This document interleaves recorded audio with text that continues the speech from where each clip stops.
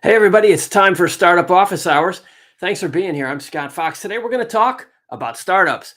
I'm glad to have you here. We're going to take a voyage into the land of valuations and fundraising and shareholder relations, finding investors, angel investors, venture capital investors, how to build and recruit teams, how to grow faster than you normally should or would, all the things that become really important once you find yourself on the road to being an entrepreneur. So I'm happy to have you here. We're going to talk about this for an hour or so, and this is really just a chance for questions and answers. I do a lot of programming, and I've written these books. Sorry, over here, these books to try to help founders around the world, and they're in many languages, as you can see. But this is just a chance where I take an hour out of my lunchtime and try to talk to you and see if I can help you. So there's no particular agenda here. I'm looking forward to talking to the folks who are coming backstage, who are on camera. We've got a bunch of people lined up to ask questions already. And if you have questions as well, I hope you'll join us in the chat room. This is live on YouTube and Facebook and LinkedIn and Blog Talk Radio, at least, and maybe some other places. I lose track. So I'm Scott Fox. I'm a serial internet entrepreneur. I've been doing this a long time. And I've raised money for companies. I've founded several companies. I've worked for big companies, small companies. These days, I'm mostly an advisor, a mentor, and an angel investor. So I've seen both sides of the table in terms of both raising money and investing money, also as a principal and as an agent, as an investor, and as a mentor. So I've got lots of different perspectives. And I'm doing this really just to try to help. I know there are lots of you out there who are on the same journey that I've been on for decades, which is trying to find, kind of to try to find your place in the world, how you can make a difference in the world by doing something that you believe in that solves a problem. And solving problems are what entrepreneurs are all about, right? That's why we're here. I love hanging out with entrepreneurs. I just got back from the Global Entrepreneurship Congress in Melbourne, Australia. I was speaking there about how non-US companies can enter the US markets. That was super cool. We had several thousand entrepreneurs and investors and ecosystem builders all together in one place. And there's nothing more empowering. I have to say, there's nothing more empowering than hanging out with other people who get things done. And that's what entrepreneurs are. Some of us may be crazy, but we're getting things done. We're some of the few people in the world who actually have a vision and go out and pursue it. We don't wait for other people to tell us what to do. We make things happen. So if that's why you're here, I'm glad to see you. Glad to meet you. If we haven't connected yet, let's do that. Let's see. Invite your friends. Please come on over here. They can see us if they haven't found us somewhere else. It's on LinkedIn Live as well as on YouTube there. Let's see. If you want to join us backstage, we've only got room for 10 people, but there's going to be, and we've got maybe close to 10 already, but you can use that URL and come on backstage and ask a question live. I'm going to turn on the chat room in a couple minutes so you can type in your questions on YouTube chat or LinkedIn Live chat and Facebook chat. And they'll all show up here, just right here.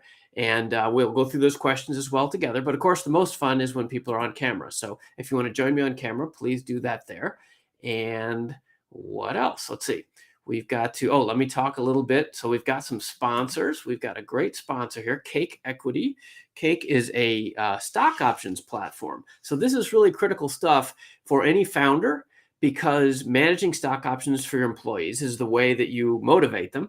And it's also critical for your relationship with investors, right? You have to keep track of who owns what, especially as the company grows and things get more and more complicated, especially like if you're issuing multiple safe notes and there's convertible notes and you have the stack of preferences and things. Cake will help you do all that.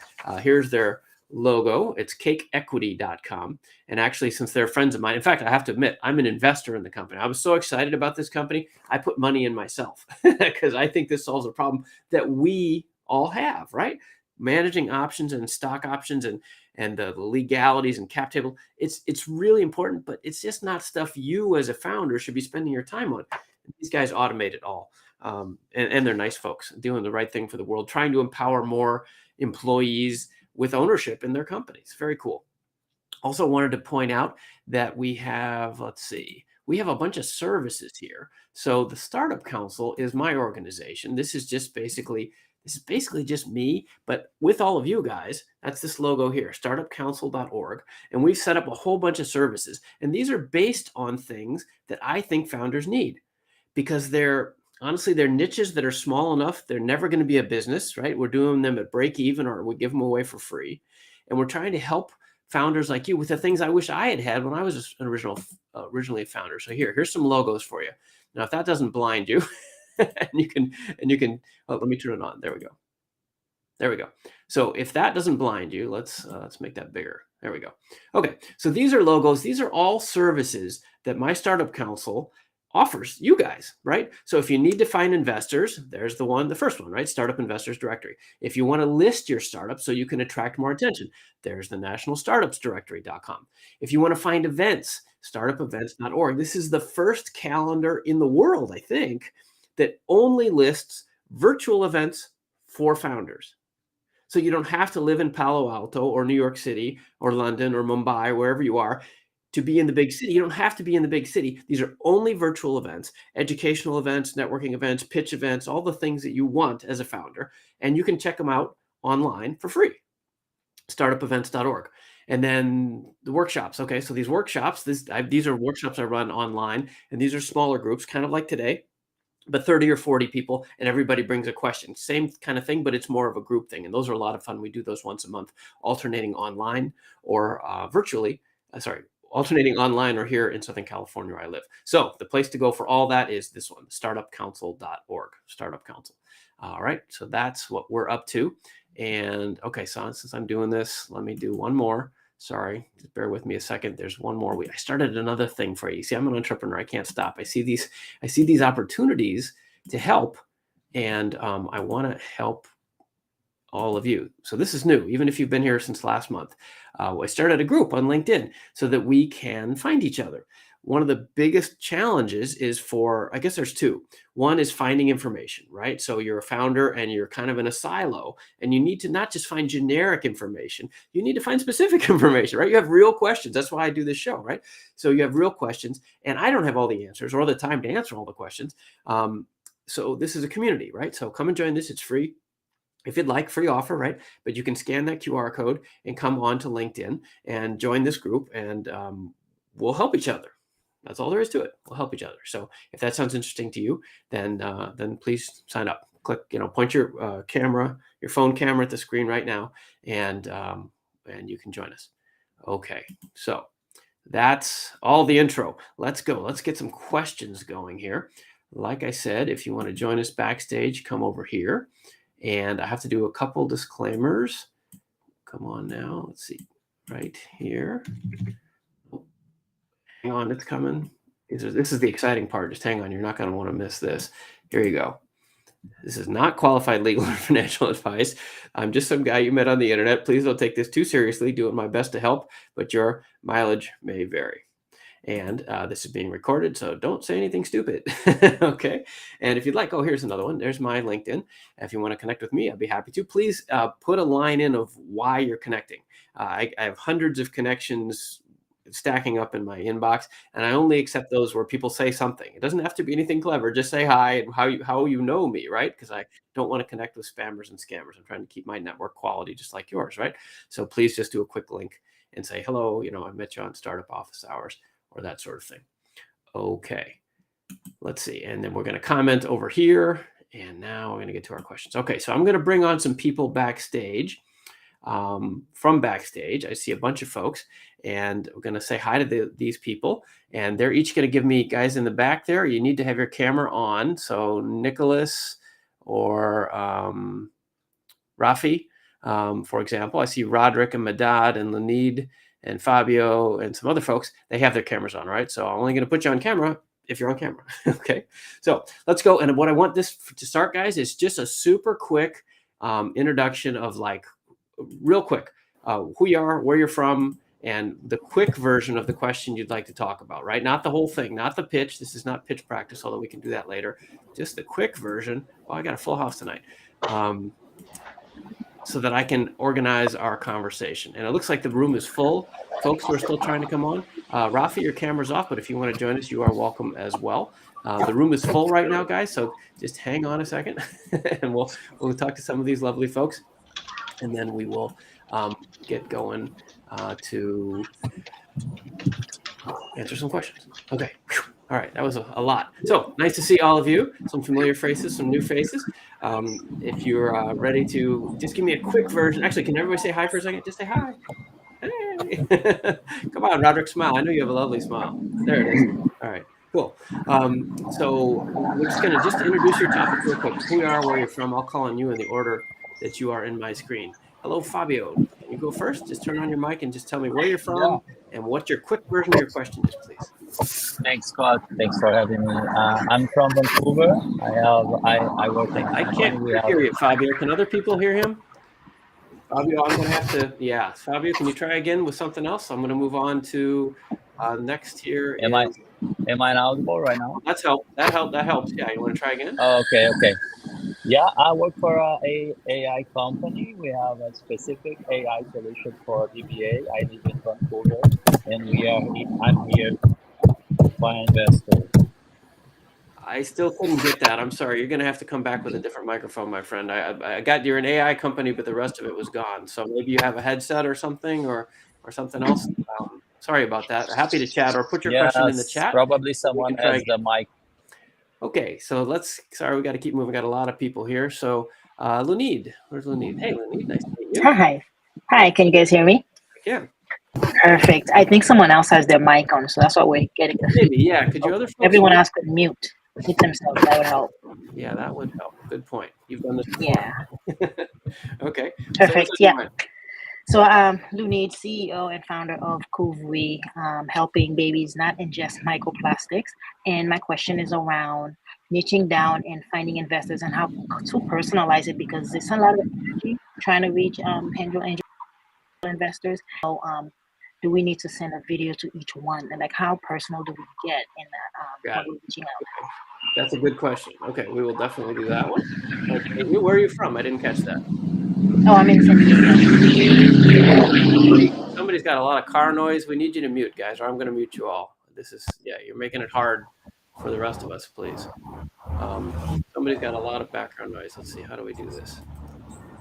I can remove you. I don't want to mute it. Don't even know where to mute it from. There, that was you, Madad. Caught you. Okay. All right. So next up, Roderick, how are you? Hey, Scott. How you doing today? Good. Nice to see you. First, I want to say thank you, Scott, because you've been amazing for me so far, man, over the past 6 months because of you and coming to your different events. You know, I came to the Startup Council event you had back in June, I think it was, and I'm going to the one you have it in October. Great. So I want to thank you so much because you have definitely uplifted me and given me the resources that I needed to contact. So thank you so much for that. Well, thank you. And I've noticed you on LinkedIn always clicking and commenting and stuff too. That's very helpful. I appreciate that as well. Of course, it drives the algorithm. It helps us reach more people when you do that. So thank you. So what's on your mind today? So the question I have, for the past 3 months, I've actually met a lot of investors, and I've had probably about a good 6 meetings, pitch meetings.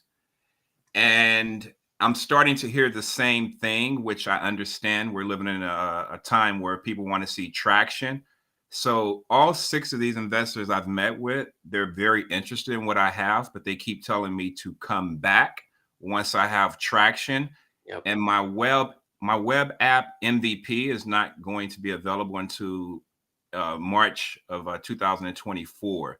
Okay. So the question I have is, what is considered enough traction to where I probably can go back to the investors? Because I don't want to go back to them until I know I have enough traction. Got it. No, that's a great question. That's a common one. I'm happy to discuss that. Let's do that for sure. Okay, good to see you. Let's see. Oh, Rafi turned on his camera. Let's see what does Rafi look like? Oh, there's Rafi. Hey, Rafi. Nice to meet you. Okay, Madad, I'll unmute you if you want to go ahead. Yeah, I apologize for that. Couldn't find the mute button. My question is, in my past startups, I've been a founder, raising money myself and then hiring people. And I said to myself, this one, like, enough is enough. It's time for me to get a co-founder on this new venture. Sure. And do it the right way, But the challenge for me is I'm completely bootstrapping it, not putting any money into it besides the time I've put in to build the product. And so I can't pay a co-founder, and I'm wondering, how do I bring a co-founder on without them being able to take a salary either? And is it just on paper to go out and raise money? the co-founder who's just committing to saying like, look, yeah, I'll be on board with you if we can raise the capital together to continue. Got it. Yep. Okay. Chicken and egg. Yeah, it is. And it's a tough one. Sure. Good to see you. We'll come back to that. I'm going to mute you again, though. Don't take it personally. Okay. Nicholas, where's Nicholas? Hey, Nicholas, nice to meet you. What's your... Hi there. Hi, Scott. Nice to meet you. Sorry about that. I just asked you for a connection on LinkedIn before you said about the line, and they say that I'm just watching you live. So that's me. You know, that's not a scam. Okay. I work for a company. I work with Fabio, and we are located in Vancouver, and we work for a company that have a breakthrough solution based on artificial intelligence to enhance the power of database administrator. That's what it does. It's very simple in saying, but we can talk a lot more about it later. What we are really looking for is to help the company grow. It have started this operation on sales and marketing a couple of months ago around North America, starting on Vancouver. And I would love to have some tips and hints about how to connect with people, start to grow the company. Okay, so growth question, and you have a product already. Okay, got it. Of course, it means also investor, but the options available. Yeah. Any options available. Okay, and you said you're with Fabio. You guys are a team? Yeah. Okay, cool. All right. We are members of the company, okay? We're not owners. Okay, that's cool. Let's see, who didn't I get here yet? Bradley, where's Brad? There's Brad. There he is. Okay, hey, Brad, nice to see you. Why don't you go ahead? You got to unmute, though. I didn't mute you, did I? No. That was on you. Hey. Yeah, hi. I'm the founder of Getaway GoGo, last minute vacation rental marketplace. And my question for today has to do with cold emailing investors. Okay. Nice and concise. Thank you. That's a good one. Sounds like you and Lunita might have similar interests there. So maybe we can team up on that one. Okay. And then let's see. Who didn't I get yet? Was Rafi. Hey, Rafi. How are you? Hey, how's it going? Can you hear me? Yes. Where are you from? Yeah, hi. So I'm basically jump between Montreal, New York, and Vancouver because that's kind of where bases of operations are. We're basically like a blockchain-powered wallet that's aiming to make the lives of the global community easier by giving them real-time access to funds, right? But the issue that I'm running into is that I keep getting compared to SBF and FTX everywhere I go with investors, right? Yeah, sorry. Yeah, especially without a running product. Right now, we're developing the MVP, right? Yeah. So until that's done, I can't really like get any headway with investors. So I think that's a common theme where investors now are a lot more careful in the meetings that they take and the founders that they meet with, right? Sure. But my question is like, short of like actually going up to them in their offices and like ambushing them, like what's the optimal way to approach them, right? Because if I just submit my deck, odds are no one's going to see it because they get hundreds of pitch submissions a day. Yes. Yeah. Okay. So approach paths. Yep. All right. Yeah. Happy to do that. We'll do that as well. And I think Andre, nice to see you again.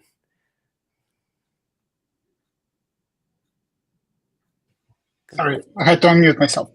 Hi, my name is Andre. I'm calling from Herndon, Virginia. I don't have a question. I have a pitch practice. That will be my second attempt, and I hope to do better than the first time. That was horrible. Well, that's why we're here, man. Good to see you again. All right. Good to see you. All right. So that's what a great group. All right. So everybody give me a smile if you don't mind so we can post on social media and see how handsome you all are.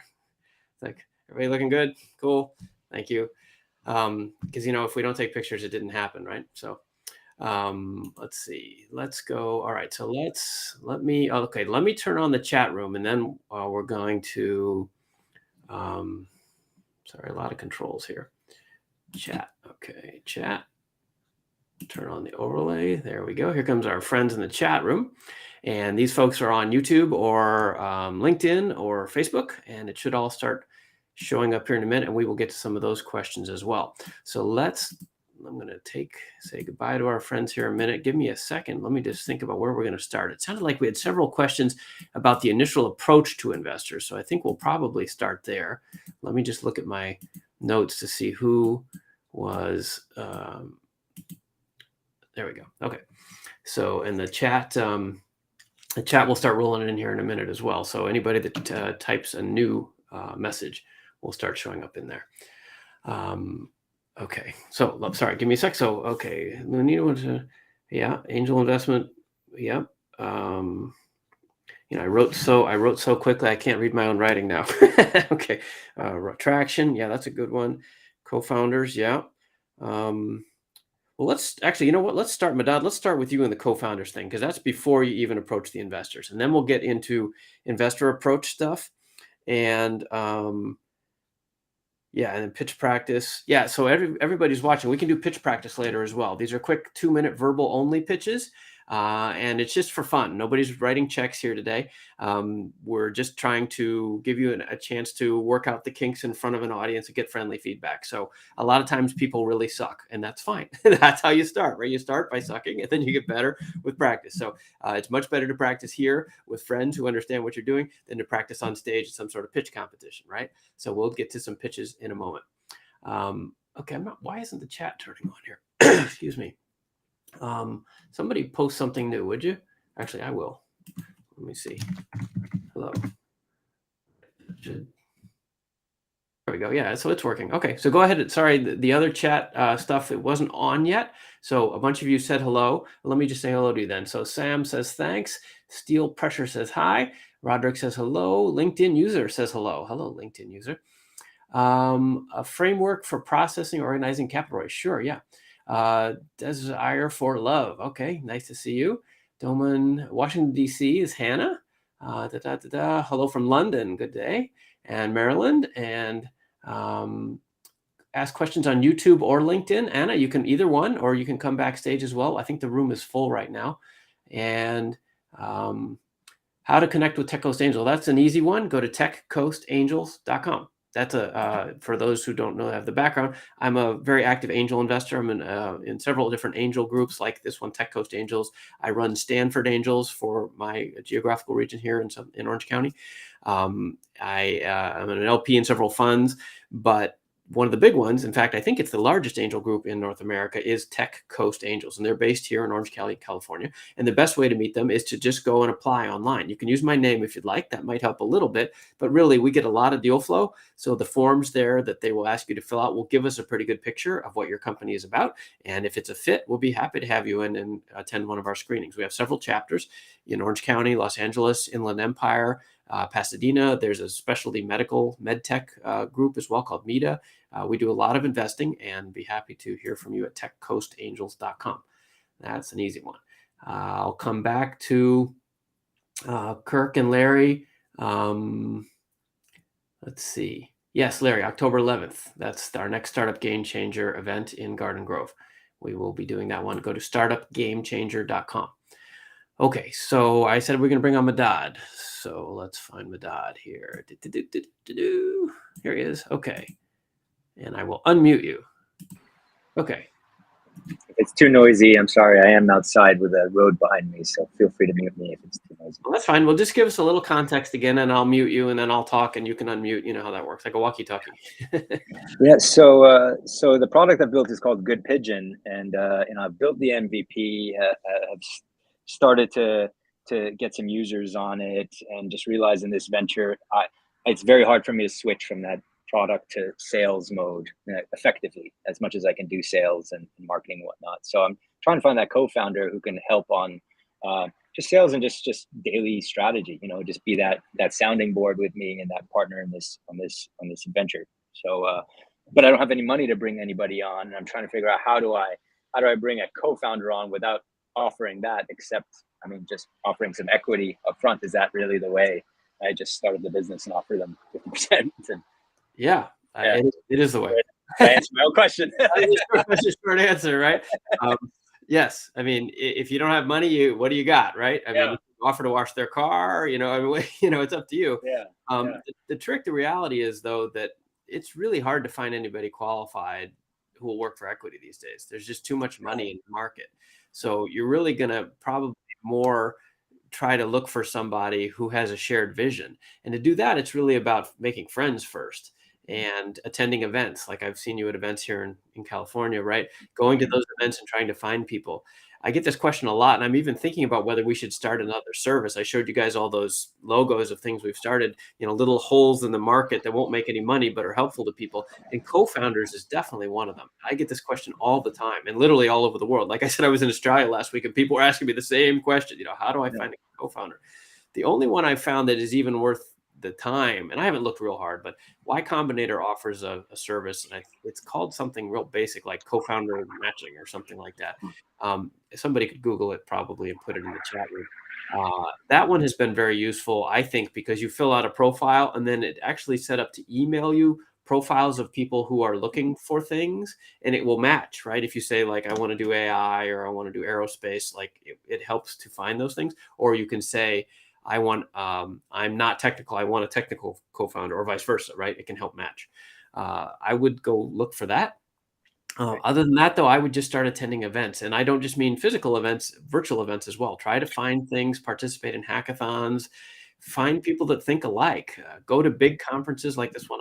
There were several thousand people in Melbourne last week, and everybody was of a similar mindset. And that's a really target-rich environment. If you walk in, everybody you meet, hey, do you know anybody like this? Hey, do you know anybody like this? And the word will get around, especially if it's a multiple day conference, and maybe you'll get somewhere. But you knew none of that is like news to you probably, right? Yeah. More specifically, I'm going to mute you a second. Sorry, that road noise is, just wave at me if you want to start talking. The other thing, let's just address some of the practicalities. So first of all, I don't think most people need co-founders. What you need is somebody to do the work that you don't want to do, whether that's technical, sales, whatever. I'd be very careful about handing out a co-founder title, because once you give that, you can't get it back. So I would really look more at finding people that can do project work and then work your way up into building a relationship. Like, if you don't have a high school friend or somebody who you already have a relationship with, right? You're starting cold, which I think is your situation. Find somebody who can do a small job and get to know them, and then see if you can work up. Now, that's going to be really hard, admittedly, without cash. So I don't have a great answer for that. But a lot of people think they need a co-founder, but that honestly, that's kind of a crutch. And I'm not accusing you of that, but a lot of people, they're just lonely and scared, right? So they want somebody to share the journey, and that's totally legit. But if that's the case, own it, right? Like you co-founder, you're getting married, right? you're going to be at this business for 5 or 10 years, maybe the rest of your life. So this is not a casual decision, and I wouldn't wander into it. Not that you are. Again, I'm kind of talking for the general crowd here. The other thing is to get everything documented up front. How long is each person going to be involved?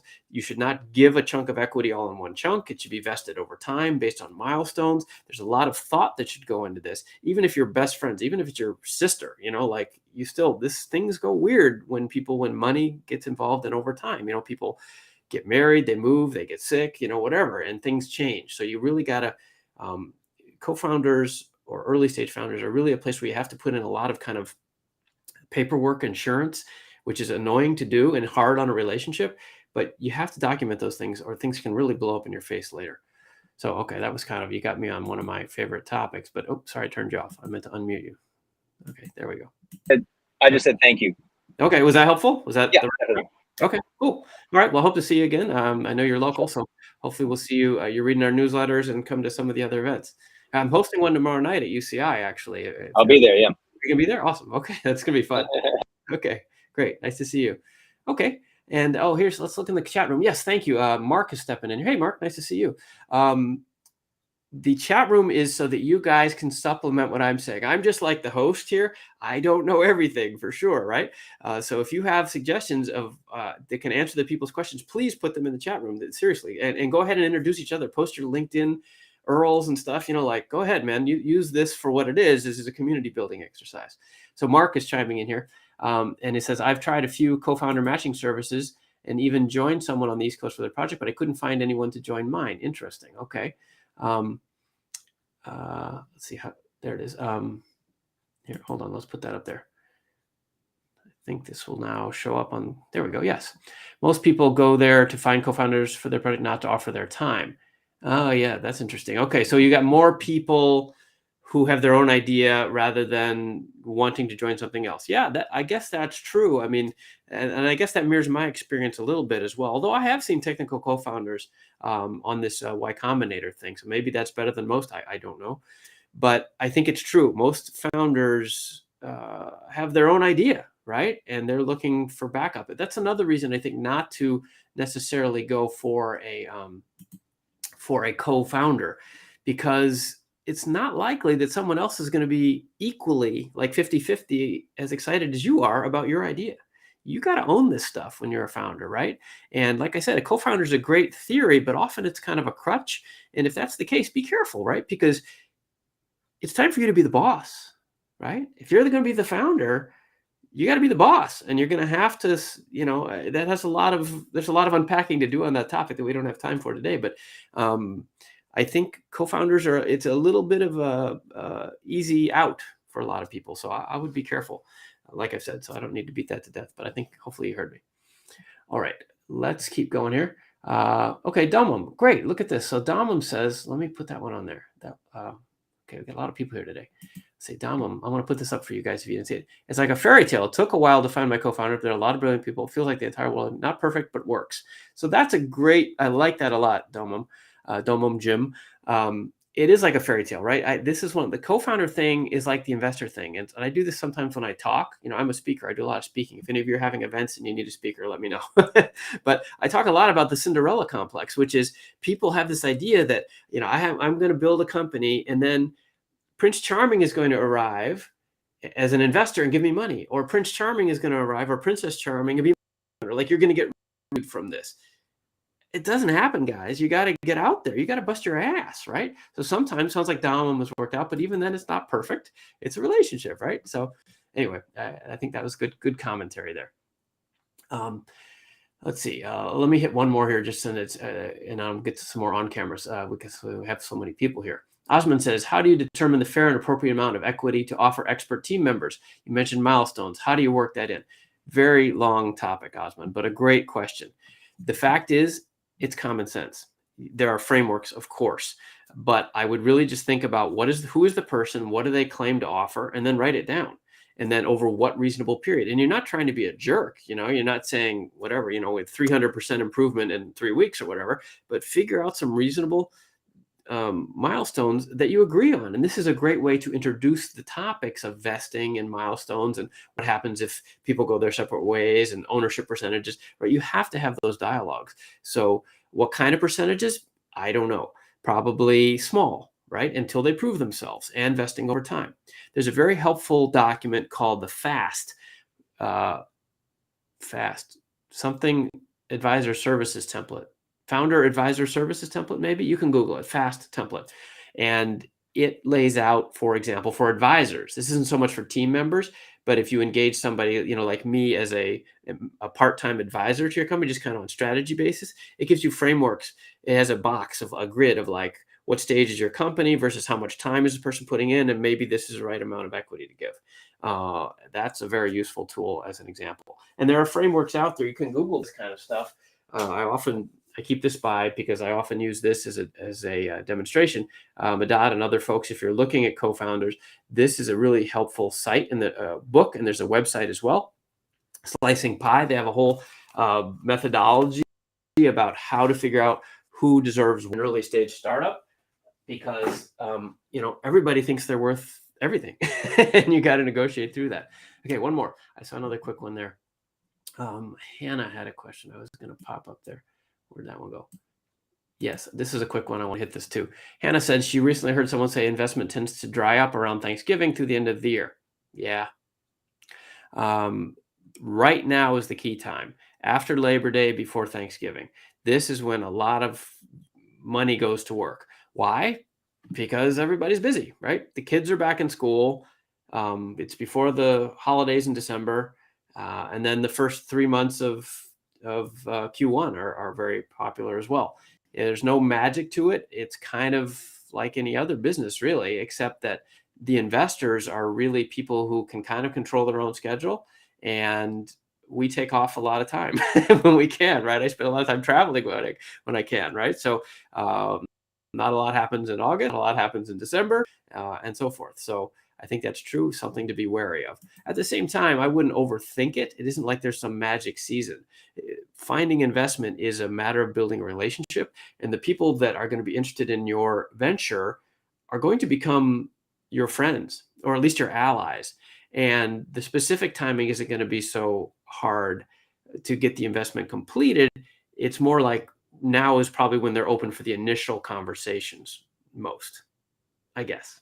But there's no magic to this. The fact is, all these reports and standards and stuff are kind of BS. It comes down to you. What's your timing? What do you need? When are you available, right? Especially if you're a founder who's only doing this part-time, you're not going to, fit into some other person's calendar on their perfect basis. You got to live your life and fit them into yours, right? So you got to be realistic about this. But yes, there is seasonality to investing. Okay, so it was long answers to some short questions. Okay, I'm going to bring on some of my friends here. Lunid, it sounded like. Hello, Lunid. Nice to meet you. And who else wanted to talk the early stage stuff? I noted that Brad and Rafi. Rafi, if you want to talk about finding early stage investors, maybe you can come back, turn your camera on again. And where's Brad? Okay, let's see if we can. Let's see, is Rafi going to turn his camera back on? So think about what you guys said you wanted to talk about. And we'll see if we can do kind of a group conversation. Here's Rafi as well. There we go. Okay. Yeah. Hi. Hey. So I'll get started. So there's two pieces to the question. It's application fees or paying for a service. I see there's a niche of people just kind of using this as an opportunity to get eager entrepreneurs to sign up for some kind of a service. They can help you with your pitch and all that stuff. Like, what's the lay of the land in that space? Because I don't want to be throwing money away in that way and not getting a return for it. So that's the first piece of it. The second piece is, I've been spraying it and hopefully it resonates or stick with investors. But now I'm niching down to finding women angel investors or those who are into baby care or infant safety. So I'm niching down. However, I don't want to, energy is finite, right? So I don't want to put so much energy in something that's not going to work, but also how do I build that relationship that you talk about with these investors? How do I personalize it? Perfect, Lindy. Those are great questions. Nice to have you here. Brad and Rafi, are those the same sort of topics you had in mind? Or should I just do her by herself? What do you think? Yeah, kind of. But what I'm mostly looking for is like how to get the approach, because like when you pay for something, you kind of get your mileage may vary as usual. There's a bunch of apps out there, such as Thunder VC or OpenVC.app that lets you like connect to investors. But again, that very much depends on the effort you put into networking, or whether the people running that site feel like helping you out and connect you to their personal network, right? Because without a personal network of your own, it's going to be very hard to actually agree. Get there. Okay, so you guys overlap on the second part of her question anyway. How about you, Brad? Mine really has to do with what should be included or not included in a cold investor email. Oh, right. Yours is more specific. Okay. Yeah. I don't think I'm the same. Okay. So I will let you go for a second and we'll come back to Brad and let's talk to these other two folks. Let's see here. There. Okay. Cool. Okay, so let's first things first. Let's talk about application fees. So application fees are, yes, for sure. It happens all the time now. Sorry, I'm playing. You can tell I'm still playing with this system. See what looks coolest. How about there? That's better. Okay, so application fees are a common feature for sure. The trick is to not get ripped off, as you're saying, and I agree with this. There are kind of three species really, I guess, of these kind of events and services. One is a nonprofit that can afford to give things away. Awesome. The other extreme is, of course, those who are trying to actively make a profit center out of you. And then the in-between is people who are just trying to cover costs, I guess, right? So if it's nonprofit and it's free, no problem, of course, right? That's the ideal. If they're trying to actively make money off you, that's not really cool, I think. There's a lot of consultants, who are actually salespeople who are trying to help you, right, by selling you stuff, whether it's software and services, or it's legal incorporation or trademark services, or there's accounting, of course. And then there's all these conferences and events and pitches where hey, great opportunity. You can spend $5,000 and come pitch our group, right? That kind of stuff. It depends a lot on the group, of course. In my experience, it depends a lot on where you live, unfortunately, too, especially if where are you? I forget, Lunid, where geographically? San Diego. I'm in San Diego. Oh, so you're near here. Okay. And Yeah. where are you, Rafi? You were in Montreal and Vancouver and New York, right? Yeah, Montreal, Vancouver, New York. Yeah. So you guys are both in big enough metropolitan areas. You could probably find a variety of these events, right? If you're somebody who lives in Tallahassee or Nairobi, right, the equation is much different. So for anybody who's not like you guys, you really got to look online, right, rather than in person. The in-person events are the ones that tend to charge the most, and they can easily charge you $5,000 or even $10,000. I would stay away from those. In my experience, they don't have really much better investors than the ones that will do it for free, like Tech Coast Angels that I belong to. We don't charge anybody anything. So unless we're having a big event, then we need to cover our costs, actually, and then a small amount. And actually, that's the in-between category that I think doesn't get enough respect.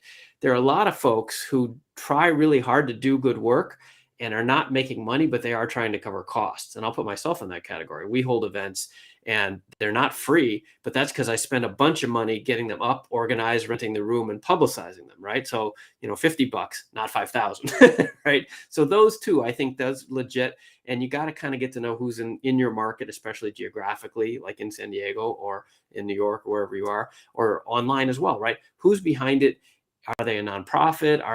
Do they have a track record of doing this? Or are they somebody who just showed up, and is trying to, become an influencer and, get 10 grand of your money that you don't have? So you probably knew that, but I guess my short answer I would be suspicious the more they charge, and hopefully you can find angles that don't require that.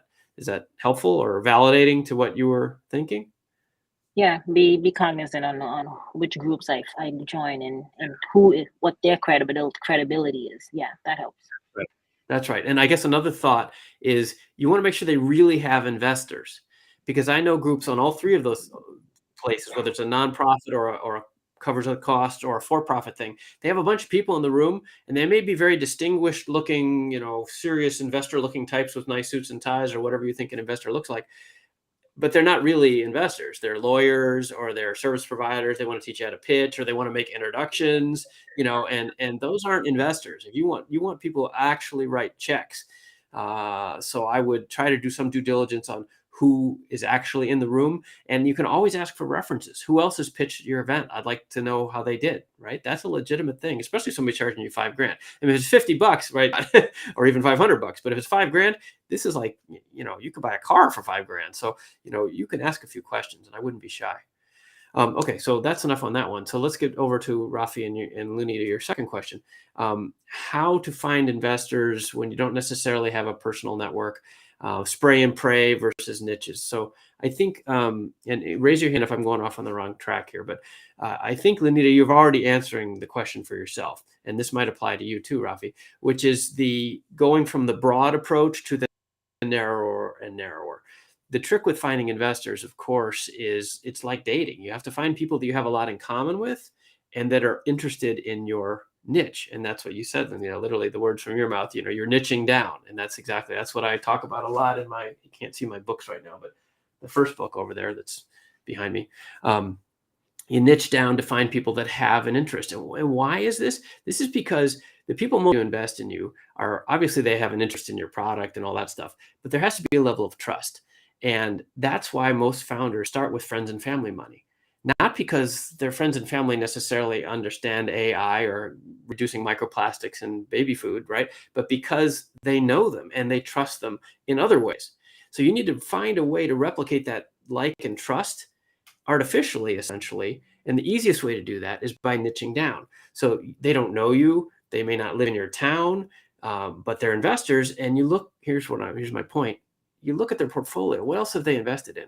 Do your research. Like if you're spending, you know, a quarter of your time researching and 3/4 pitching, that's wrong. Spend 3/4 of your time researching so that when you pitch, it's to the right people. You want to be in the right room. So like you said, go find people that are women founders. Awesome. African-American founders. Awesome. You know, people that are interested in baby products. Awesome. If you can find a fund that does baby products for companies led by African-American women, you're going to get a long way quickly, right? That's the key, right? Is because they're going to give you the benefit of the doubt that a friends and family will. Right? So you need to replicate that in other ways. So now I'm going on here, and I'll shut up in a second and let you ask some follow-up questions. But Rafi, so to your point specifically, when you don't have a personal network is the most frustrating thing, I think, as a founder. It's why I do this. I am a white male guy, Stanford, and I look like I'm super connected. Well, I am pretty connected now, but I was not. I came from I grew up in inner city Detroit, for whatever that's worth. And I didn't know anybody, right? And I invented myself when I came to California and discovered this industry. And I worked my way in with some obvious advantages of being a white male who went to Stanford, right? But I'm committed to helping people who don't have networks. That's why I write my books. That's why I do this. And one of the things that this is not a product pitch as much as it is, because it is, but I built this specifically, Startup Direct Investor. This is a directory of 3,000 early stage investors that is not free. We have to cover our costs. It's $79 or something, but it's half price right now, I think even. But we have to cover our costs because it's taken me 2 years and tens of thousands of dollars of my own money to build it. But it was 3,000 investors. You can search their portfolios, and you can search not just on industry and stage, but on personal characteristics like Black, Latinx, LGBTQ, immigrant, veteran, rural, like whatever you are, however you identify, you can hopefully use this tool to find firms that are interested in that. And that can help you leapfrog the lack of personal network. I hope, at least that's why we're trying to do it. So that people who are outsiders can get inside faster and raise money. Okay, I'll stop talking for a second. Was any of that useful? You both look like you're falling asleep, so. No, it was definitely useful. Lunid, to answer one of your questions, I think one of the people in the comment section is actually talking to you. Okay. They have a Syndicate Women Angel Investing Group. Anna, excellent. Anna, put the URL in there, please. What you want to share? Yes. Share my group? Which one? Abhishek, tell me which one, and I'll go through the chat in a second. But go ahead, you guys. Let's just talk between us, the three of us, for a second.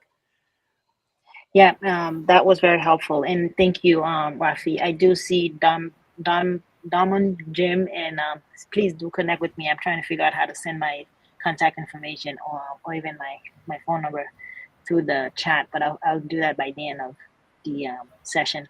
But yeah, I just started with the friends and family. You're right on point, Scott, because friends and family was very successful. Now it's reaching outside of that circle, that immediate circle. And I need to find out, I just saw this company that allows you to send personalized videos. And, I'm just trying to find the best way to approach this. Like, how do I customize these to be efficient at actually landing? And that's getting into Brad's question. Yeah, and it's a great question. Well, let's cover that in a minute as well. I have some thoughts on that. I have thoughts on everything as you get to know me, you see. Anything else on that, Rafi? I'll go back to Lenita's question. Yeah, I would suggest targeting people who have already invested in products in your niche. Reach out to people who've, as Scott said, have funded women before or have focused on baby products before. Or, maybe actually if you have something that's licensable, you could reach out to major manufacturers. If you have a patent on that, you could actually reach out to them to try and get a license deal rather than try and build it up yourself. Yeah, that's true too. Let me offer this as well. This is the QR code. I don't know if that'll work for you guys, but I started this LinkedIn group exactly for this purpose. So if Lenita or Anna, you guys want to connect, maybe you guys both go in there and you can find each other, because it's really hard for me to do the copy and paste. Yeah, same here. Same here. I am part of that group. I just joined earlier today, so I look for Anna and. Great. Yeah. Do that. That's a good start then. Okay, well, let's talk about cold emails for a second then. So let's bring Brad back on. And because that's overlapping your question about the video there. And Rafi, happy to meet you. Let's keep going, and I'm going to take you off and let Brad come on. Okay, so let's see, how do I unshare that? Okay, so Brad, so you're interested in cold emails, and it sounds like Lanita is as well. So here's my take on cold emails, and jump in if I'm off base. You don't want to do cold emails if you can help it. No surprise, right? So you're grasping at ways to make them warmer. The best way to make them warmer is not to make them longer, is to make them more targeted. So rather than sending out 100 emails to people you'd barely know, I would send 5 to people that you have really researched. So it's the same answer as I had a minute ago. Whatever amount of time you're spending on outreach versus, I can't see my hand, sorry. Change the ratio basically, right? So a lot more time on research so that when you write, it can be a 3 or 5 line thing, just quick, but it's, hi, I'm Scott. I see you invest in this. I have a company that does this. We're growing like this. I'd love to talk to you.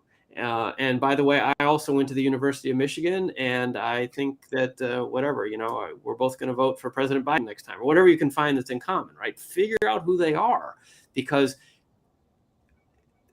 everybody wants to feel personal, right? And I get dozens of cold emails a day, and I just, even if I'm trying to help, I can't, right? So the only ones that are going to rise to the top are the ones that are more personal. And video is a clever way to do that. I just don't know.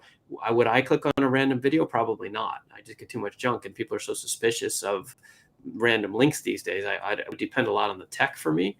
But that would be my thoughts. Brad, is that helpful or on the right track, or you want to give? Yes, no, that's in the research that I'm doing. That's definitely following the line. Would you include an attachment like a deck? So because it's like a 50-50 on the research, and what people are saying is like, include a deck, don't include a deck. Yeah, I don't know that there's like you said, it's 50-50. I mean, why not include a deck, right? As long as it's not like 50 megabytes and you bomb their inbox. Right. Yeah. What I would include maybe more is some kind of teaser.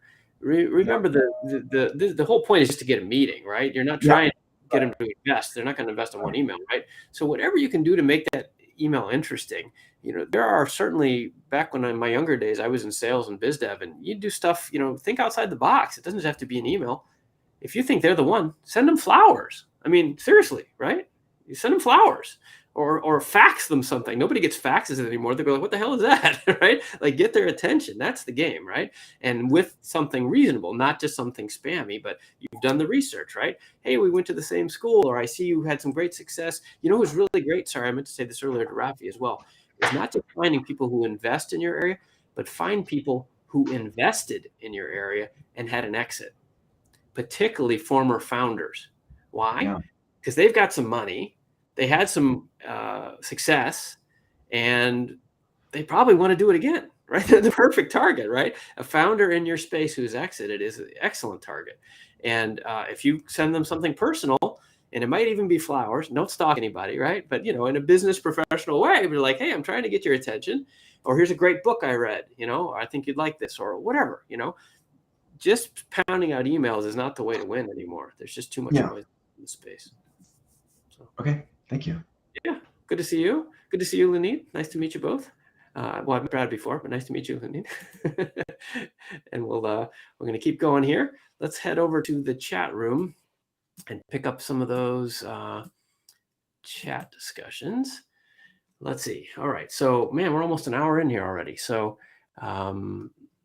let's see here. Let me run back through the chat and scoop up anything brilliant that you guys are sharing. And like I said, please do use the chat. Please go ahead and share stuff in there. And Startup School. Thank you, Rafi. Well, Startup School is a very cool resource, yes, but that's not the one I meant in terms of the co-founder thing. There's another thing, but Startup School is cool. And Lanid, sorry, I see you putting your LinkedIn back there. That's the backstage chat, so only the 8 of you who are backstage can see that. You'd have to go over to YouTube or LinkedIn to post it publicly, and then it will show up on screen. Sorry, this is a lot of bells and whistles here. Okay, let me just run through some of my commercial notes here. If you have friends who are interested in this kind of thing, please tell them to come join us.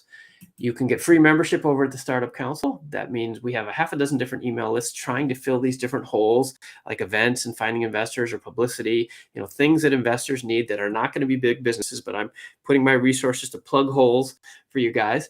Our sponsor is Cake Equity, which is a great company. I don't think I mentioned earlier that there's a 20% off if you're looking to set up a stock option plan or you need help managing your cap table, especially across borders. I know a lot of you are here from outside the United States. These guys are actually based in Australia, but you can get 20% off their services with that code. Sorry, I'm just running through you can comment there. Oh, there's the link and there's the code. There you go. SID launch. That will get you a deal on that Startup Investors Directory. This one that I was talking about. Sorry, that's a deal there. This is not, and I just have to repeat this again. I'm just some guy you met on the internet. Do not rely on this advice. Talk to your own advisors. Every situation is different. I'm not a registered financial advisor these days, and we are sharing this worldwide, and happy to say hello if you'd like to on LinkedIn. And what else? Good Lord. Lots of stuff to do here. Yes, please like and subscribe. Actually, that's a big one. I do this because I'm trying to help, and if we can get more people to watch, then we can help more people. Especially, I focus on underrepresented founders, female, African-American, minorities of any sort, immigrants. Like, if we can help, the fruits of this revolution need to be shared more widely, which is why I do this, why I write those books, why I speak at conferences all over the world. Those of us who have done well in Silicon Valley need to do a better job of sharing that relationship and information. So please like and comment and post photos and all that nonsense. It really drives the algorithms, and it's free. And then we can all help each other more. All right, now I'm going to run back through the chat as promised. Okay, so where did I get here? Maryland, London. Let's see. Sandy, you want to connect? Yes, I just put up my URL, or you can't message me, no, but you can connect. Send a connection, and if you say who you are, I'll connect with you, and then you can message me for free. You don't have to pay for premium. That's silly. Let's see. We did that. We did that. Dialing in from Australia. Hi, Padma. Nice to meet you. I was just in Australia literally on Saturday. I'm not sure what time zone I'm in right now. Was down in Melbourne. Beautiful city there. And okay, this one. All right. And then back here. And then hi from folks. And okay, working with a startup that is constrained in a go-to-market. We got here, Max says, based on regulator considerations as opposed to technical or product market fit issues. Regulatory considerations. Yeah. Okay. Yeah, I understand, Max. I'm not sure what the question is. So sorry, I'm going to keep moving on here. Sounds challenging. Find some people that know the regulatory. I would really talk to lawyers. They're expensive, but please share some details about GEC 2023. Okay, sure, Andre. This is where I was just in Australia, like I said. Global Entrepreneurship Congress. This is a great organization, especially if you're outside the US. They seem to serve mostly founders in other countries. So they're in like 200 countries or something. We had 2,000, 3,000 people there from all over the world. And I was speaking about how non-US companies can raise money here in the States. And it was fascinating. So you can go to Global Entrepreneurship Network. I think it's just gen.org, actually. And there are photos on my LinkedIn, actually, if you want to see. We lots of amazing people and opportunities there. Does geographic location matter up here in Seattle? It does traditionally, but not as much anymore. If you have a good deal, investors are much more comfortable doing deals on Zoom. It's one of the few good things that have come out of the pandemic. But of course, it will be easier with local people. And that's because of the know, like, and trust thing we were talking about earlier. If people know you and trust you, they're more likely to invest, and they're more likely to do that if they have met you face to face and they can come by and visit your office and feel like they have some idea of what's happening in your business. Here's a good one from Wildfire Western States Wildland Firefighting Product. Have a lead investor. So lead investor. So okay, so this is a challenge for everybody. This is one of those cases. My next book is going to be about how to raise money, because this is one of those things that comes up. People tell you they want a lead investor. it may be because they want a lead investor. It's more likely they're saying no. And I know that's hard to hear, but they're saying no. Anything that isn't money in the bank is a no. So if they're saying they want a lead investor, there's something wrong. And I don't know you, I'm not trying to offend you, but nobody else is going to tell you this. There's something wrong. So I don't know if it's your presentation, it's your team, it's your market size. I mean, it could be a million things, right? It might be your haircut, who knows? And it's not fair, but I don't know what it is. But if they're always insisting on a lead investor, it's 3/4 that they're just saying no. Now, so you need to think about it, or try to dig more nicely, back channel, off the record, why, right? Now, there is a quarter, a third, even a half of investors insist on a lead investor, and that is true for two reasons. One is that it might be their mandate, right? Some people, funds are based on money that they raise from other people, so it's not their own money. So they have rules they have to follow. A lot of times, those funds are given to them on the premise that they find a lead investor who's even smarter or more connected, so that they can say, well, Kleiner Perkins invested, Sequoia was in on this deal, and therefore, it's an extra buffer. So yes, that is true. That does happen. The other thing is that if there's a lead investor, it's a lot easier for us because they probably did all the due diligence already. So it might be an issue around your due diligence. You might suggest or ask, is it a question, about our data room? Do we not have enough information in the due diligence, making available for due diligence in our data room? Those kind of things. But the fact is a lot of that, though, you can clear it with prior research. Again, back to the research. Do they lead rounds? A lot of investors will tell you, do they lead rounds or not? That's actually literally a field we have on the Startup Investors Directory. I'm searching this, but that's why I built this. That kind of information is really hard to find. So we're trying to put it all in one place for you. So do they lead rounds? If it says no, then maybe they really don't. In which case, then you need to go find somebody who does. That's the answer. So my answer is 3/4. They're saying no, and you need to figure out why. And 1/4, maybe it's legit. You need to go find a lead investor. That's all there is to it, unfortunately. Okay, let's see. Keeping going here. We did that one from Mark, and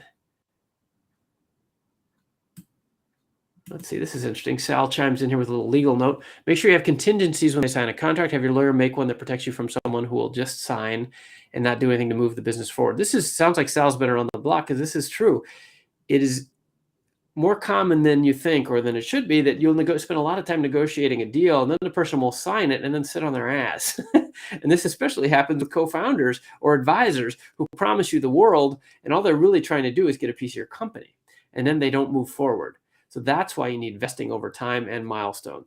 And having good attorneys is a great suggestion. Good attorneys are expensive, unfortunately. If any of you need attorney referrals in the startup space, you can contact us through the Startup Council website.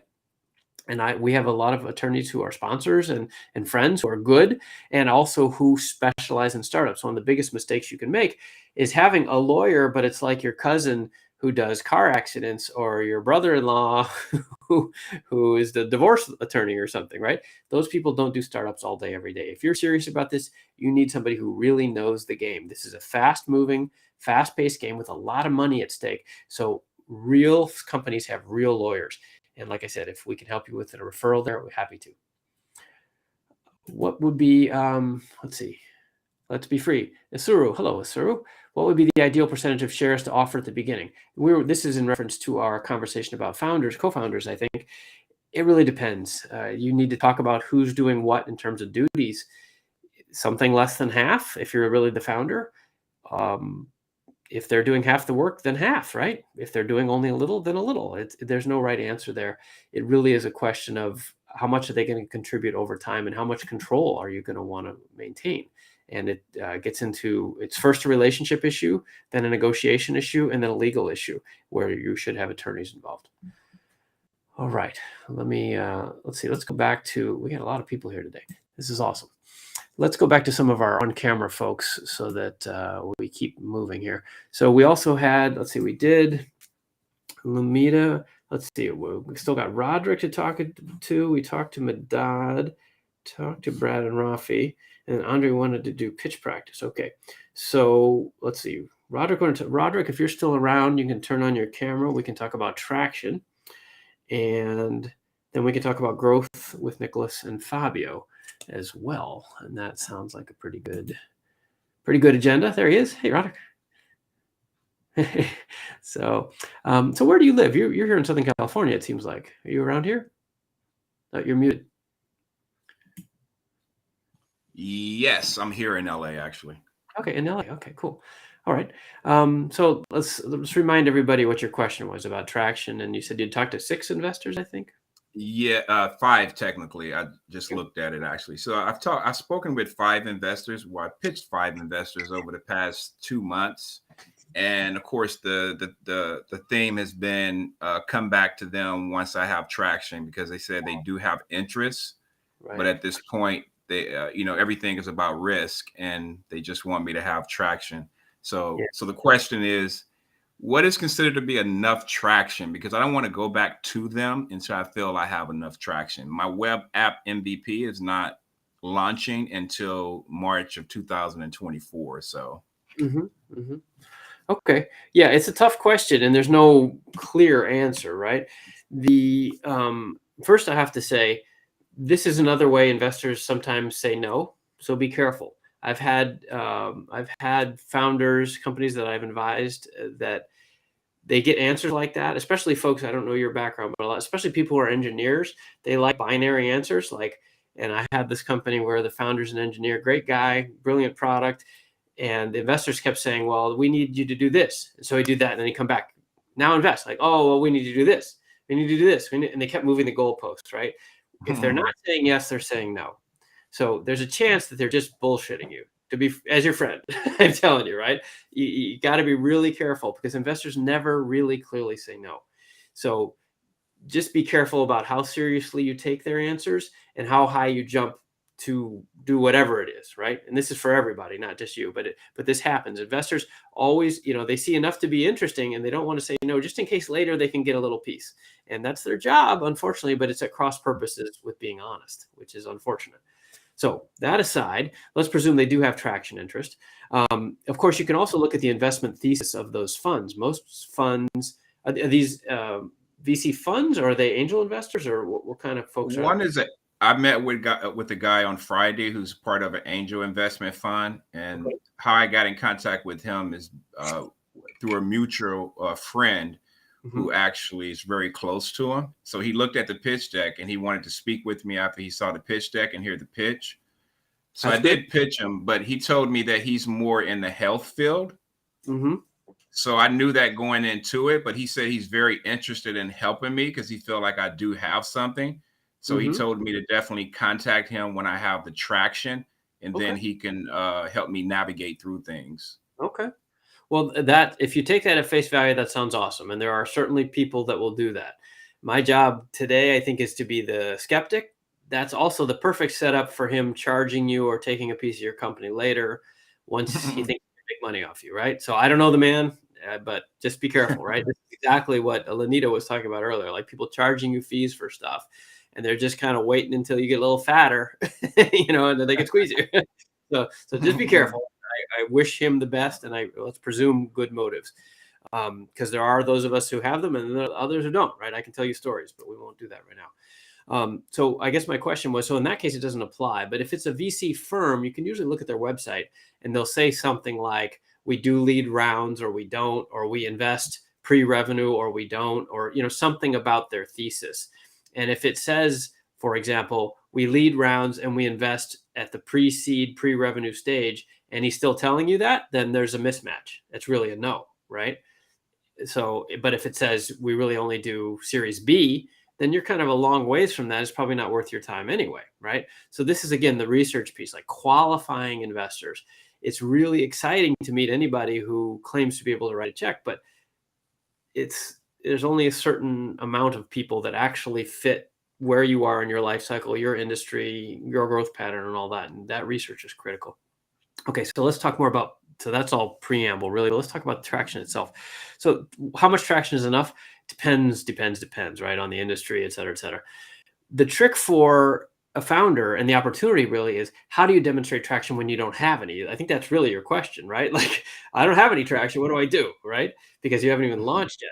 So it's your job and your opportunity as founders, everybody, not just Roderick here, but how can you not fake it, but create traction, the evidence of traction when you don't actually have sales? Because the real traction they want, of course, is sales, and ideally profitable sales that are growing like crazy. And you're a long way from that. So what do you do now? Well, you kind of make it up. Investors eat numbers. We eat numbers, and we need to see spreadsheets and growth rates and data that somehow justifies the fact that, like, hey, we had lunch. I like Roderick. I think he has something, but I can't justify this to my partners or my spouse or whoever, controls the checkbook in my operation without some numbers. So you got to create numbers. So how can you create numbers? Well, it could be anything, and any numbers are better than no numbers. Right. And I'm guessing at the moment you probably have any numbers. So let me keep going. Is this helpful? Am I on the right track here? Oh, no, correct. You're doing great. Okay. So how do you find some numbers? Well, the best numbers are those from customers. So how many customers have bought and paid or in recurring, right? You don't have that yet. Okay. So how many customers have you talked to, and how many of those are interested? Okay, so I ran a survey, or I spent 3 weeks on the phone. I talked to 100 customers, and 83 of them were interested. And those 83 were interested at a price point of whatever is appropriate in your market, right?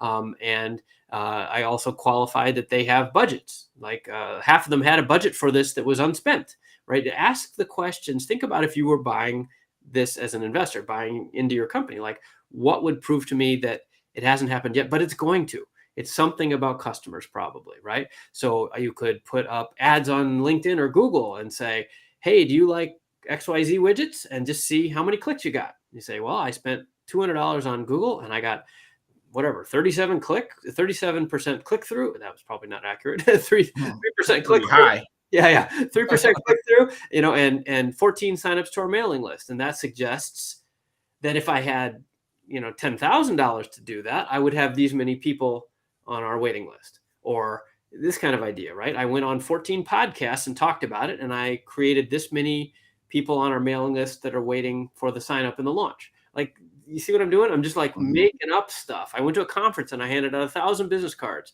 and 47 people called me. Like, something that shows somebody what they're really asking when they're asking about traction. Of course, again, they like money and profits, recurring profits. But if you don't have that, then what they're really looking for is just saying, is there anybody out there other than you that believes this? That's what they're asking, right? Or is this just Roderick in his head? And that's a good start, but we need more than that, right? Because everybody has a boss. Like, even I am an angel investor. I write my own checks, but I still, I got to think about my wife and my kids and our retirement. So everybody's got checks and balances. Nobody's just writing checks, right? Despite what they do on Shark Tank, right? So what they're really asking is, who have you convinced? That's what traction comes down to. Who have you convinced that will pay for this? And I would work backwards from that and run some small tests that can collect some data that give you metrics. And I don't know what those might be exactly, but I gave you some examples. Maybe people in the chat room, folks, please chime in there if you have ideas here or corrections, right? I'm not perfect. I might have said something stupid. It happens all the time. So anyway, is that helpful? No, it is. And let me ask you one last question, your thoughts on this as well. So when I had that meeting on Friday, it made me think about this. So I have access to a lot of celebrities. So one of the things I thought about doing, since I have access to Shaquille O'Neal, and I've met him a few years ago about actually business. Nice. I was thinking about bringing him on as maybe like a 10% equity partner. Do you think that makes a difference when you're meeting with investors? So for instance, my web app launches next year and I start getting a little bit of traction, but I also have Shaquille O'Neal on board as a 10% equity stake in my company. Do you think that's something that would help, or should I avoid that? Oh, I think it will help for sure. I don't know if 10% is the right number, but it might take a lot more than that to get Shaq interested. But that's that's between you and him. I think it would be interesting in a couple ways. So I'll qualify that. One, it would be tremendously differentiating on the last topic that we talked about with Lunid and Rafi about how do you and Brad about how do you get an investor's attention.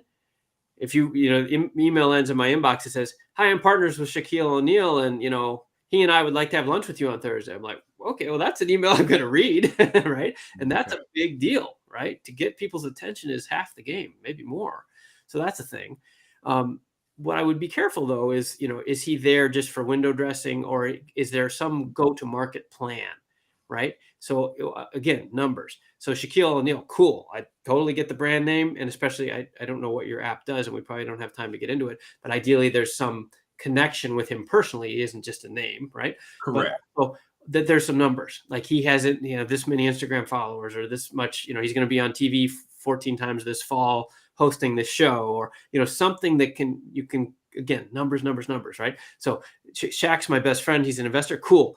What does that mean in terms of numbers? How many impressions are you going to get? What do you think that can drive in terms of adoption? What will that lead to in terms of revenue? That's what we want to see. So way better than zero, because then you're just another email, some random guy with an app. But this is Shaq's app. Cool. Like, now I'm interested, but what next, right? What's in it for me, I guess, is what it boils down to. And if you can connect those dots, then it might be worth 10%.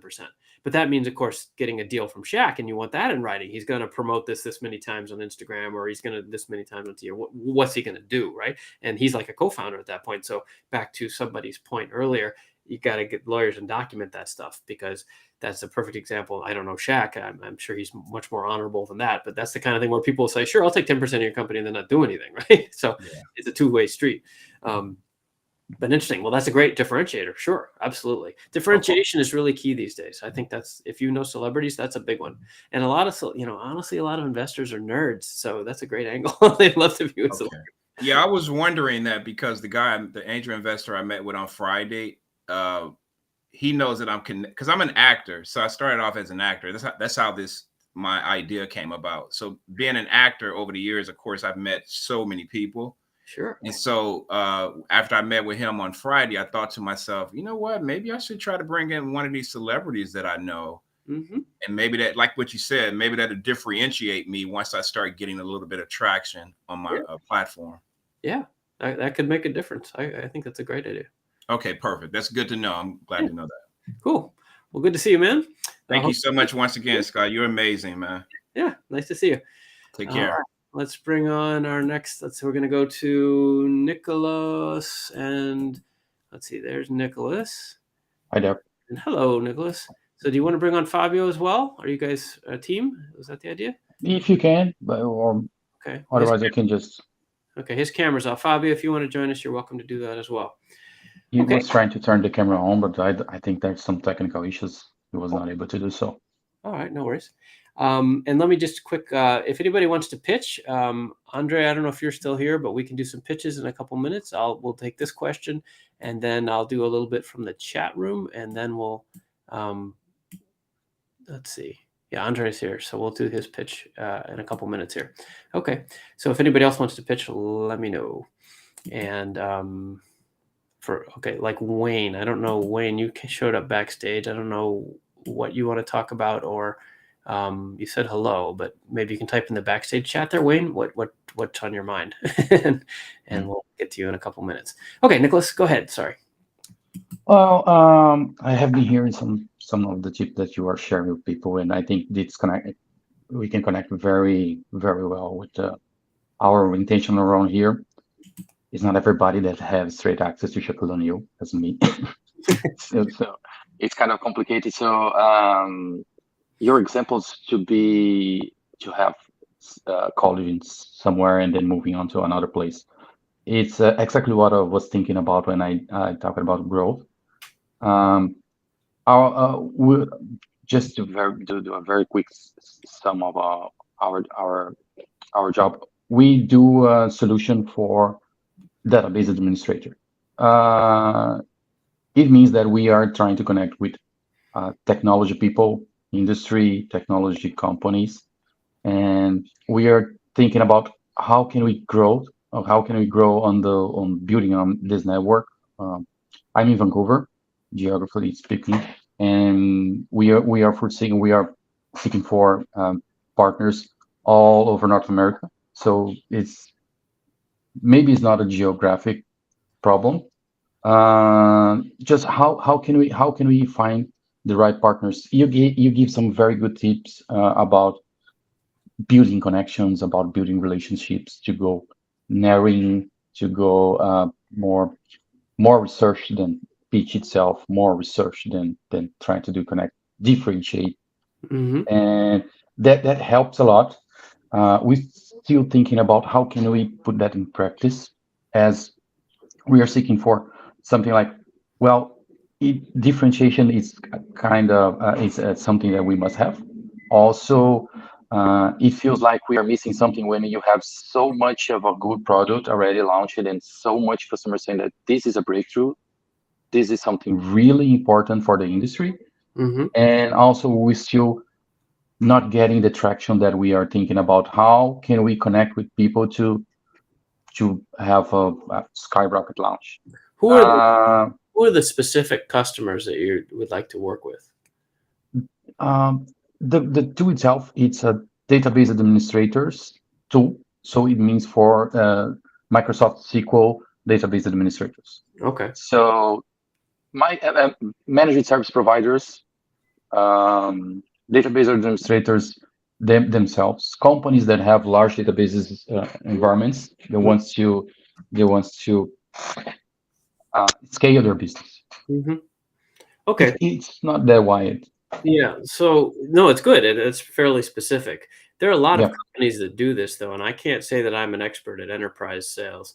So I would think you could spend some time on YouTube and probably or Google and find some really good information here. I'm more about startup fundraising, but I have a background in business development, so I maybe I'll share a couple thoughts, see if these are useful. So yeah, you heard me. It sounds like about niching down and targeting research first. That's really critical. The other piece is that because that's a very established sales channel, right? Database administrators implementing SQL. There's a lot of people that do that. The obvious way is to hire somebody that knows that stuff. I mean, I don't know how much money you have, but there are people that have relationships doing that for decades, right? If that's not an option, then I kind of put this world into kind of two buckets, which is sales versus business development. And sales is the one-on-one contact, you or your salesperson to the customer, right? And that may not be the database administrator themselves. It's the person that controls the budget for the training and the tools of those database administrators. So figuring out who those people are is where your research goes, right? You don't want to go too high because they don't care, too low, they don't have the budget, right? So finding those people in a large organization, that becomes what I call business development. And then that's a real trick, especially in a large corporation. So I guess I would be segmenting your market into whether you want to work with startups or small, medium enterprises or large enterprises. And then, of course, you've got the government, which is like its whole other thing, right? Much more complicated, or education or healthcare. Those are kind of their own worlds, really.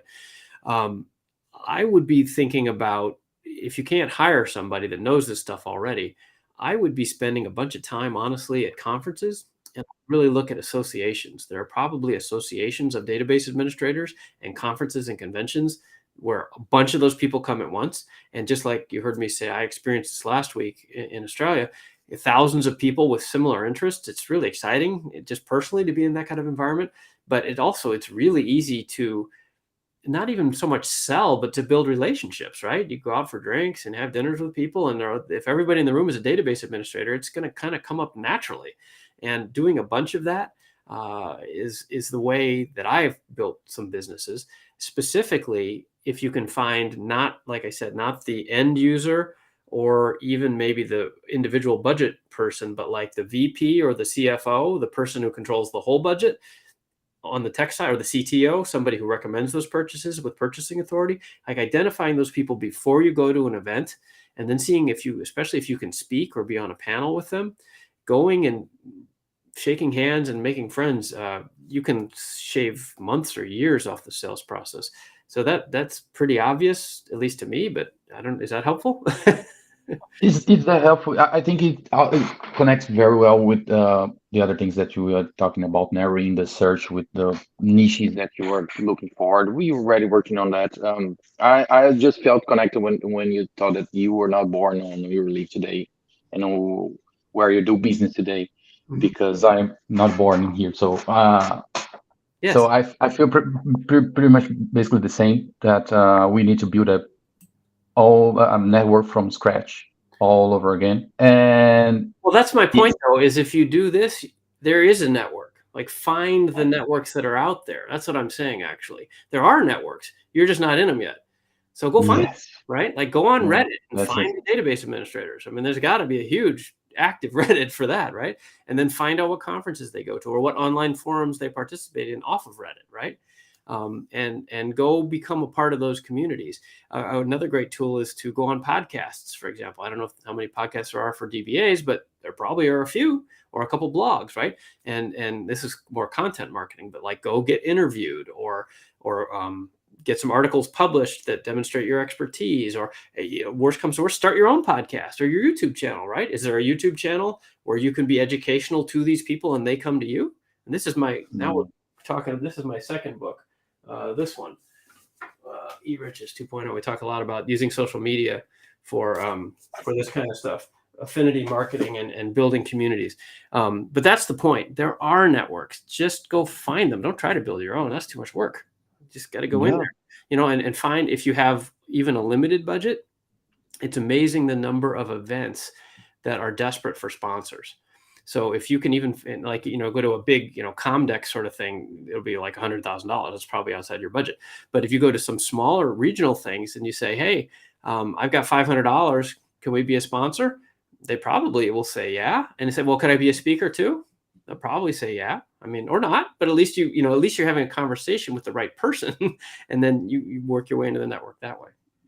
No, fine. I'd love to have some more conversation with you if it's possible to have a one-on-one later. So this is amazing. I think it's pretty much connected with what we are doing, but way more clear and transparent. Sure. But you already gave so many tips and hints with the other people about this specific case. So thank you very much for that. Thank you. Nice to meet you. Nice to meet you, Nicholas. Let me put up this Chiron here, because this is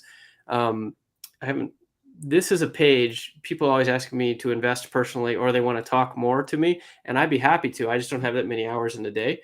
So this page on scottfox.com has a list of the angel groups I'm involved in that you could pitch if you're interested.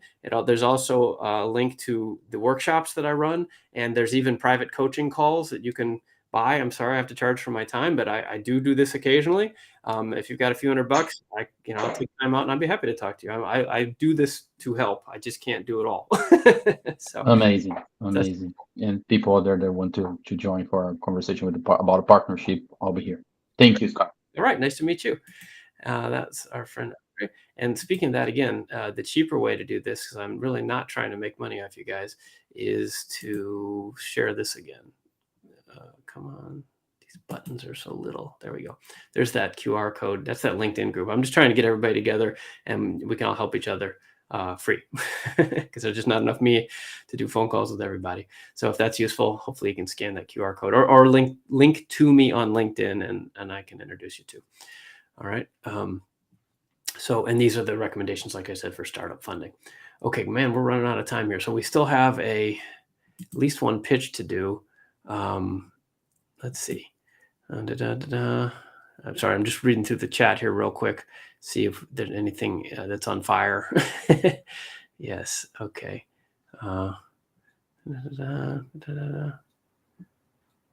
Okay, good. Okay, Wayne, it sounds nice. Thanks for those updates. Doesn't sound like you had a specific question, so I'm going to move on to some of the other specific questions, if you don't mind. Let's roll back over here to the chat.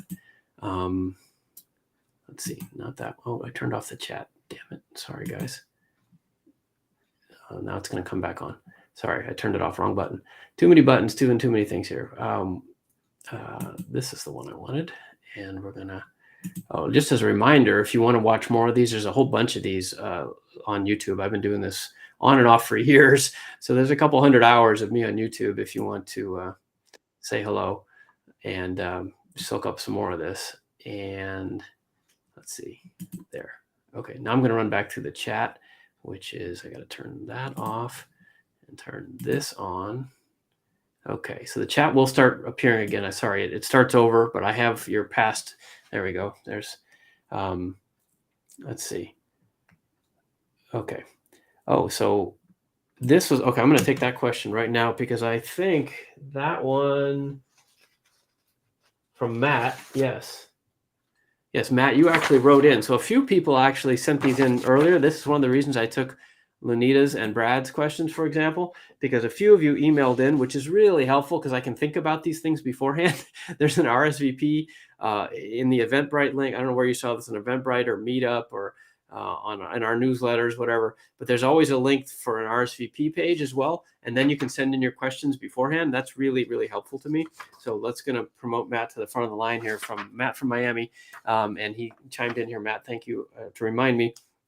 So let's put that up there. Well, I guess you guys can see it. So how much to raise in a pre-seed round? So I have a little more detail here because he sent that in. Thank you, Matt. And it says, I'm looking for 18 months of financing to cover the costs of a few hires, platform development, marketing, and operating costs. I have a sales projections model built out, but need help on determining how much to raise. My startup is live and will be generating $25K a month by the end of the year. Nicely done. That's great. So the question is, what's the best way to calculate how much I need to raise in a pre-seed round? Okay, so how much to raise in a pre-seed or in any round is a challenge, right? So it's a legit question for sure. Pre-seed is especially tough because you don't really have any metrics yet. Like we talked about, investors eat numbers, and we don't have enough metrics to really figure out either what your appetite is or your growth rate, your churn, any of those things that investors like to crunch in their spreadsheets. So what do you do? Well, there's kind of the bottom up and then the top down. Bottom up is, what's it going to cost, right? How much are you spending on yourself, your team, any office space, software, computers, travel, benefits, et cetera, et cetera. Like, how much do you actually need? And that's a totally legit way to go. Of course, if you don't have any revenue, no investor really wants to write a check for what are essentially sunk costs, right? So that's not real attractive, but at least gives you a ballpark, right? Like if you're burning $1 million a month, then a $50,000 raise isn't going to make much difference, right? So at least gives you some entry into the game. The other way is kind of top down. You think about the company and you say, well, how much of the company would I give up for how much money? Because that's the reality, right? You're the founder or a co-founding team. We want to raise, we think we need like a couple $100,000 here. Okay, so let's call it 250. We're going to raise $250,000. So if it's $1 million, and I'm going to leave aside pre-seed, pre-money and post-money, just for simplicity's sake, like, do I want to give up a quarter of the company for 25%? Yeah, that sounds like a lot. So maybe I think we're trying to say we're worth $2 million. Then it's kind of half of that. Well, but I'm going to have to raise several more rounds, right? Because 250 isn't enough to get me all the way to where I need to go, right? I'm probably going to need to do additional rounds. Rule of thumb is that with each financing, a startup founding person or team is going to give up, I don't know, 10 to say 20 or 25% of the company each time. So ideally, you're going to raise at increasingly higher valuations, and you give up, say, 20% each time. You don't want to do more than 3 or 4 rounds because you're going to have nothing left, right? So this is all going into your thinking, and you probably know this, Matt, but this is the calculation. And this is kind of a long way of both helping everybody else know how to think about this, but also to help you think about it a little more. Like, what's your bottom up and what's your top down? I mean, the answer is, frankly, it's usually company valuation of, and I don't know your industry, but if we're talking about, say, a software startup these days, if early stage valuation is somewhere, or pre-seed, I don't know, between 2 and 8 million, depending on how much AI you have, basically, right? But especially if you have a line towards $25,000 a month in a couple months, that's very promising, right? So maybe it's on the higher end of that, say 5 million or something. And then you want to give up, say, 10%. Well, that's only 500,000. Well, that might get you where you need to go. I don't know, right? But this is the kind of calculation that's done. There is no exact formula that I'm aware of, because each of those is a set of compounded assumptions, right? The valuation's a made-up number. Your budget's kind of a made-up number. Certainly the revenue is a made-up number. And you're trying to squish all those into an equation where the investor wants to take a bite. And there's no, 1 + 2 = 3 sort of straight line on that. So I hope that's helpful, but that is the answer, which is it depends. Not real helpful, but hopefully that gives you some goalposts to figure out the parameters that might help box you in. Typically, a few $100,000 out of a few million pre-money. That's kind of where people start, just because, and there's no real reason for that. It's except that you want to maintain a good chunk of the company so that you continue to be motivated. And guess what? The investors do too, right? So if I come in with whatever the amount of money is and I take 90% of the company right away, well, it's not likely you're going to stay motivated that long. So that's not in my best interest anyway, right? So this is a marketplace haggling sort of deal.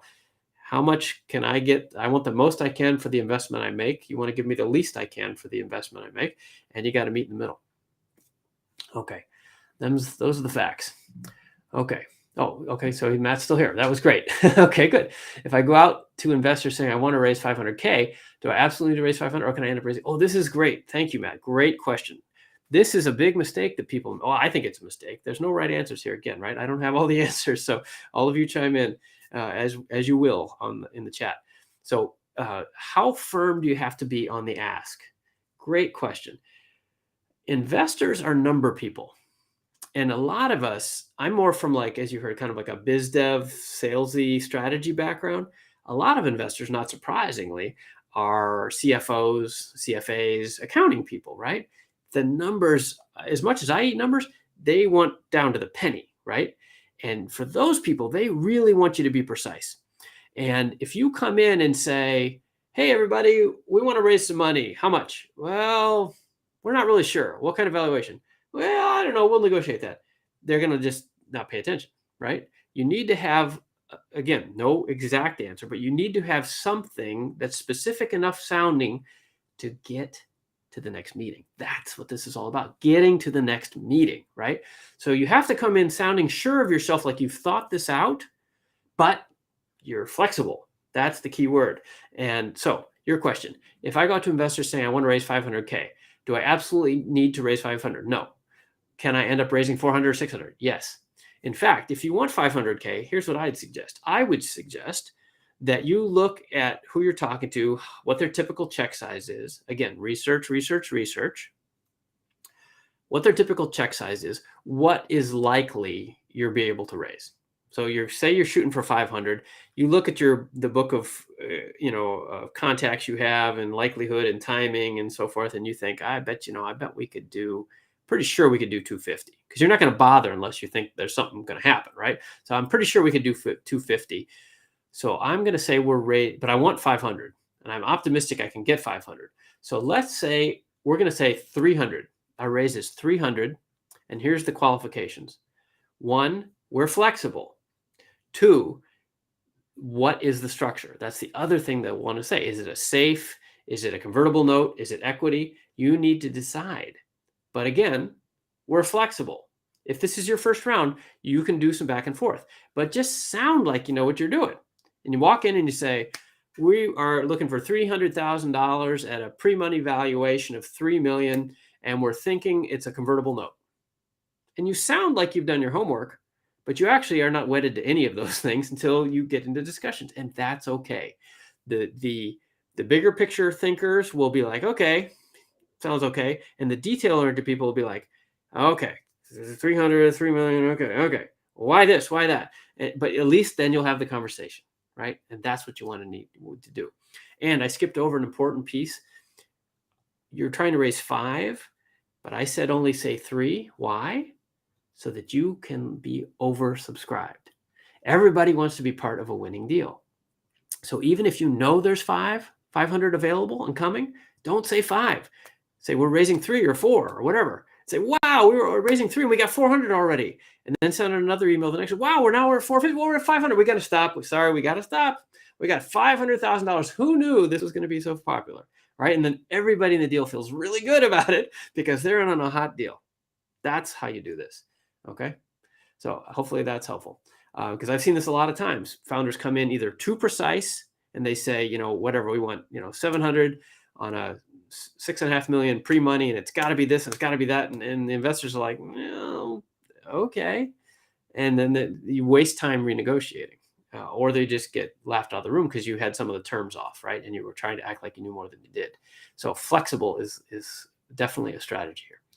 Okay, that was a good one, Matt. Thank you again for writing in early. All of you are welcome to write in again early. It's 1:39. My goodness. Okay, I'm going to run through the chat here, and then we're going to do Andre's pitch. Okay, let's see. Make sure you have, we did that.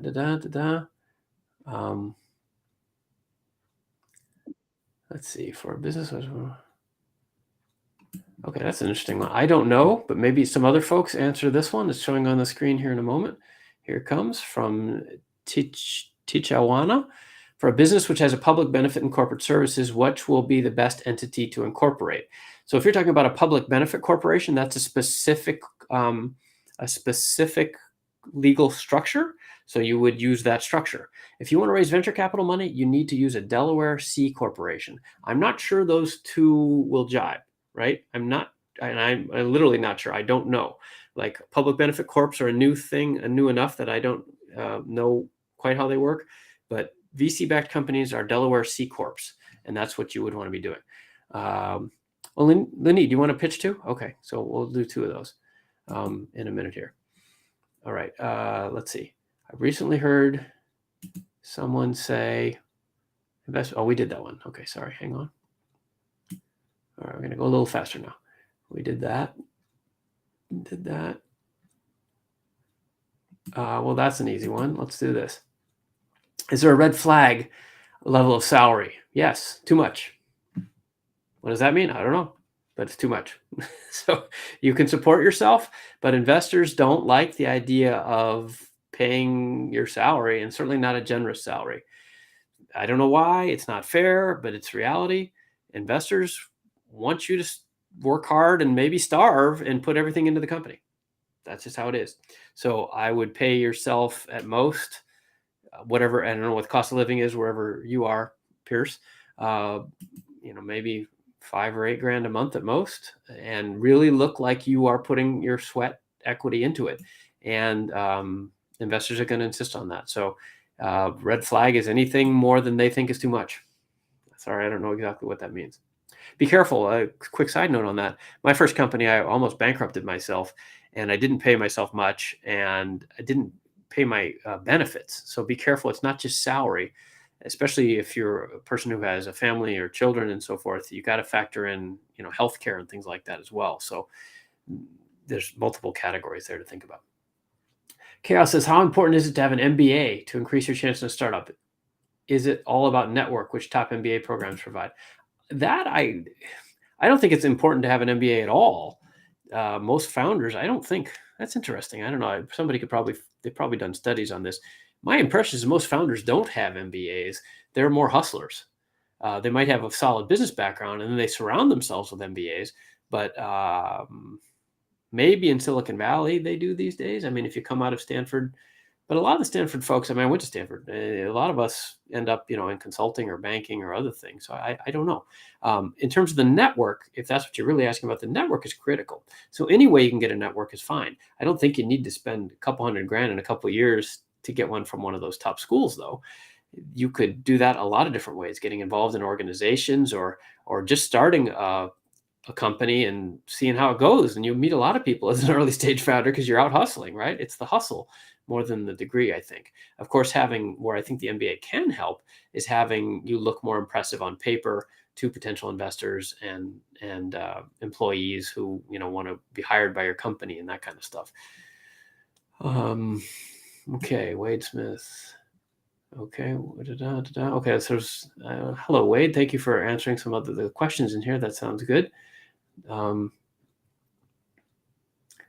Let's see. Oh, Prathika, let's put that up. Now, I'm sure people in the chat room have answers for this. Prathika, how do you improve your business acumen without getting an MBA? There are lots and lots of programs online. One of them was mentioned earlier. Y Combinator has a startup school. There are many videos online. Like I said, you can listen to 100 hours of me talking about this. If you think that'll help, you're welcome to do that. There are many, many opportunities out there and many incubator programs. I would especially look, Prathika, it looks like from your picture that you're female. There are female-focused incubators and accelerators. I don't know where you live, but I'd look in your local geography as well. And even MBA programs and universities in your area. You don't have to necessarily go and get the degree. Maybe you can just sit in on the classes, or they have a summer class or an abbreviated class. There's lots of ways to slice that. And I would encourage you to do that. Read my books. Hey, there's another idea. You read my books. Okay. Is the Startup Investors Directory US focused or is it global? Padma, good question. It is primarily US focused at this point. We're open to adding non-US investors as well. That's primarily because the US has the most investors, and that's where most of the VC money is. Certainly open to expanding that if you have ideas about that, or investors. And investors are welcome to add themselves too. If any of you are investors today, go ahead. You can sign up and post your profile there and attract deal flow in very specific ways. Like I said, we have 40 plus different categories that you can search on, founders and investors. This is at startupdirectory.com. Actually, for those of you who are founders, you can post on this one.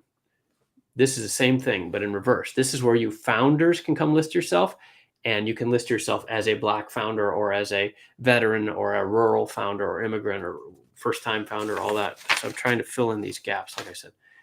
Okay.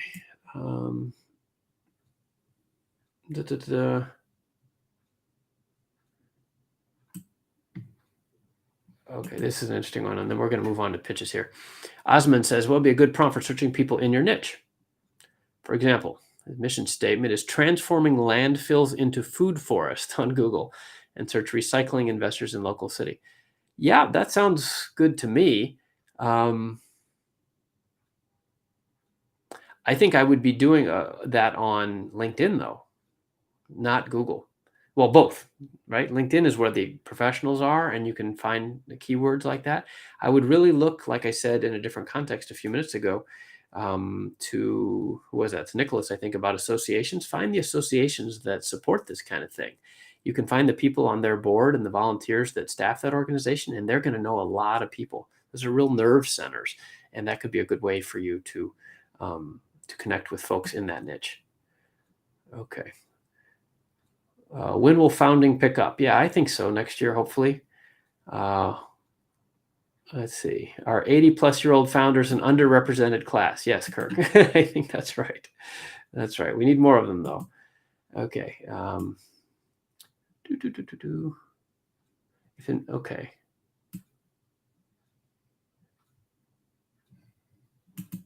Okay. This is a good one.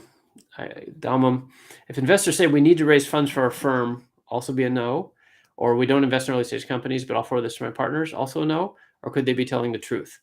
Well, it doesn't matter whether they're telling the truth. Either way, they're saying no, right? Founders don't want to hear no, but sometimes you need to. So if we need to raise funds for our firm, then they are like a year or two away from investing in anything. I would not waste your time. I mean, be friends and build the relationship, right? But in terms of thinking you're going to get a check, don't hold your breath, man. Move on. That's just like a complete non-starter. We don't invest in early stage companies. Well, then that's a non-starter too. They're going to forward it to their partners. Okay, maybe, but this is why you got to do your research. If these are the people you're talking to, you're going to get nowhere. Like, go find early stage people who already have funds. I mean, that's that, full stop. I mean, that's a lack of research there. You can do better. Okay, we talked about that. Okay, that's does the Startup Investors Directory, it is primarily tech, digital, SaaS, because that's where the action is. But yes, there are other physical products as well. Just go look. You can use the search for free. You don't have to sign up and pay for it. Go look. No, I'm not sure, honestly. That's not my specialty.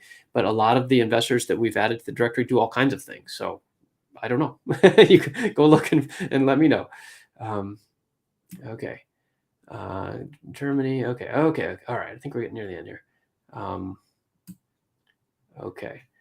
This is the last one, and then we're going to do pitches. Okay. So, Kirk, what are some ways to build a network? You're doing it right now, Kirk. Can't travel? Don't live in a big town? Do this. Exactly. I know you come to a lot of my events, so thank you. But make friends. Post your LinkedIn. Come to other events. There's another, you know what? Sorry, I got to do one more. And then we really are going to do the pitches. Let me share this other one. Did I talk about this one earlier? The Startup Investors, get my own names confused. Startupevents.org. Here, this one. See the one in the middle and that's green? Startupevents.org. That is all about, there, I made it bigger. That is a calendar of events. It's the only calendar in the world, I think, that only lists startup founder events for startup founders, education, networking, pitching, and that are only virtual. So no matter where you live, if you have enough bandwidth to attend this, you can go to these events. it's the only one on earth, I think, that's only for you guys, and it's free. So go check it out and sign up, and then you can attend all kinds of stuff, and hopefully you can network that way. That's again why I do this. Try to build connections. Okay, whew, man, I'm getting tired. It is lunchtime here, so I'm going to turn the microphone over to to Andre and Lunita. I think you two, you guys both want to pitch? Yes. Yes. Okay, cool. Well, I'll let Andre to go first because he's done this before. And we just do 2 minutes. And well, you can do it's up to 2 minutes. You don't have to do 2 minutes, right? But we just don't want it to go on too long. But I'll put on a timer and it will start beeping once you hit 2 minutes. And that's just the signal to wrap up. And just tell us tell us whatever you'd like, but pretend it's an investor pitch, not a product pitch, right? So think about the business. I want to hear about the business. And everybody in the chat room, please get ready. Tell them nice things. We're not going to argue about the strategy because we don't have time to do that. But just in terms of the pitch, what do they say? What should they say more of, less of? What wasn't clear? That kind of thing. Okay. So we'll be back to you in a minute, Lunita, and then we're going to bring on. Here's Andre. Okay. Hello. Nice to see you. Nice to see you again, Scott. Okay. So you wanna do this? I'm trying to improve based on your feedback from my last attempt. Hopefully, I'll do better this time. Yeah. Great. That's awesome. All right, so go ahead. We'll give you a couple minutes, and hold on. Let's switch. Make you big. There we go. All right. Awesome. Go ahead. So we all heard the news about the mass layoffs at major companies that keep happening for the last several months, and tens of thousands of people lost their jobs. But here's some exciting news. Some of these companies are now trying to hire back those people that they laid off.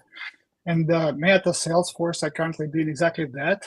You can Google it, but there's a lot of information about that. And basically, first, these companies had no idea who they need to hire during the good times when they had cheap money, and they overhired. And now, and then they had no idea who they can fire because they didn't understand about the core key people within the companies. And this is happening not just to Meta, Twitter, Salesforce. According to a poll, which I found, 42% of all employers considering rehiring people who they laid off just a few months ago. So if companies like Meta/Facebook, who is infamous for collecting enormous amount of data on their clients and running their analytics, if they have no idea about what's going on within their companies, can you imagine what's happening with the less tech-savvy companies? So this is where our product, Foreign Labs Sherpa, comes to the rescue. Our product integrates with the existing channels of communication within the companies, and it provides, with the help of some AI magic, it provides analytics and answers questions like who are the key experts on the subject within this company, and basically untouchables. Do not let these people go. If the company is looking for new talent, do they need to hire this talent, or do they need to promote someone who already has the skills? Are there any growing conflicts within the company? Questions like that. And with more than 10,000 companies that have more than 1,000 employees, only in the United States, and not counting the government and not counting the contractors, that creates a $500 billion market just in this specific segment, which we're focusing right now. And this market is highly fragmented, with solutions being mostly built internally, and only the largest companies can afford building a solution that would provide analytics like that. And with that in mind, we're confident that we can capture at least 5% of the market and have 7x return on investment within the next 5 years. Our product is fully built, it's used by clients, and with more workforce moving from offices to work remotely, it becomes an essential tool for businesses to become more efficient and humane towards their employees. Hopefully it was not You done? too long. Yeah. Oh, that was good. You really stepped it up. Very nice. I thought that was very nice. Thank you. I'm sure I have feedback, but so everybody in the chat room, if you thought tell them what you thought. If you have suggestions on what he could do better, he's here again looking for advice, which is smart. I mean, why not do this for free when, as opposed to when it's the big pressure of an audience or a actual investor looking at you. So I thought that was a great improvement. So congratulations. Thank you, Scott. So feedback wise, I guess I would say you spent about half the time on the backstory, and you want to cut that down. It was good and it was clear, But the whole thing about hiring and firing, of like, you're right, people know that. So a sentence or two on each of that is all you need. And then you can get more into the details. Because what I didn't get is, what do you actually do? I mean, I got an idea about analytics for retaining key employees, which is cool, but I would like to hear, 5 more sentences on that and 5 less sentences on how the market is going up and down and people are hiring and rehiring, right? So, and in particular, I didn't hear who the customer is. That's what I really want to know. Like, maybe not the super big company, not the super small company, but like specifically, like, it would be nice to hear. You don't have to, but we're targeting, the VP of human resources, who typically has a budget of this. Like, the more numbers you can get, the better. And you did have numbers, because you said like 42% rehiring. That was good. It's a $500 million market. You had a bunch of numbers. This was great. But I can keep going. Like, the specifics around this transactions, like what makes the money here? That's what I really want to hear. So your pitch was kind of half market background, a quarter on what you're doing, and then you very rightly got to what it's going to grow into. So I would just shift the emphasis a little bit, and more on specifically, what are you doing, who are you targeting, and how does that make money? And maybe you're not there yet, but eventually we'd want to hear numbers like, this kind of customer with a typical budget of this, we think they would renew annually for this, those kind of like metrics. And you may not know yet, but the more you can even make them up, it shows us that you thought about it, which is key, right? I have a question. Should I include these numbers into this kind of elevator speech? Because I have this information, I just left it for later. Yeah, well, it's hard, Yeah, I'm picking on you because this is an artificial length, right? 2 minutes is not. People have very short conversations, or they tend to have long conversations. 2 minutes is definitely artificial. So you're right. If you have those numbers, I guess it's a matter of emphasis. You didn't do anything wrong. I'm just saying, like, more numbers, less background in any conversation, because anyone in this space will agree immediately. Your opening statement, all those companies laid off a bunch of people and rehired them because they don't know what they're doing. Yes. Okay, move on. You've got that, right? And then we're going to improve that by this, Y, and Z. Our customers are these. We're going to make the money like this, like money. We want to know how you make the money. That's the piece you kind of skated over, and that would really give you the heart. And you're right. It probably doesn't have to. You don't want to sound like you're giving a stage speech if you're in an elevator and start dropping in all statistics and stuff. But that's the trick for all of us, for everybody that's listening. You need to kind of know your whole pitch. Think of it like, and I usually think of like, it's 5 or 6 bullet points, and each of those may be, if it's a long pitch, it may be 3 minutes each, but in an elevator, they might be 10 seconds each. And you got to just be able to kind of expanding it, just like you would with your life story. If I asked you, what's your life story in 10 words, you do it like this. If I asked your life story and you had half an hour, you'd spend a lot of time on each part, right? But the whole story, right? So you would just expand and contract. And the key is to pull out what are the important bullet points from the investor's point of view. And this was, if I recall correctly, this is way better than last time in several ways, because this was much more investor focused rather than product focused. And that's great. So you're making awesome progress, and getting to the end, 7X, you already have it built. That was really good to know. People often skip over, well, like, is this in market, or where are you? That's really critical. And then also the return on investment is nice. The piece that you didn't have, which is fine, if you're actually pitching, you would throw out a number. Like, we're looking to raise 500,000 at this kind of valuation, and ideally with some kind of structure, like I was saying a couple minutes ago, 500K on a 5 million pre-money valuation, using a safe note or something like that, just because that gives investors a sense, like, do you fit in my box or not?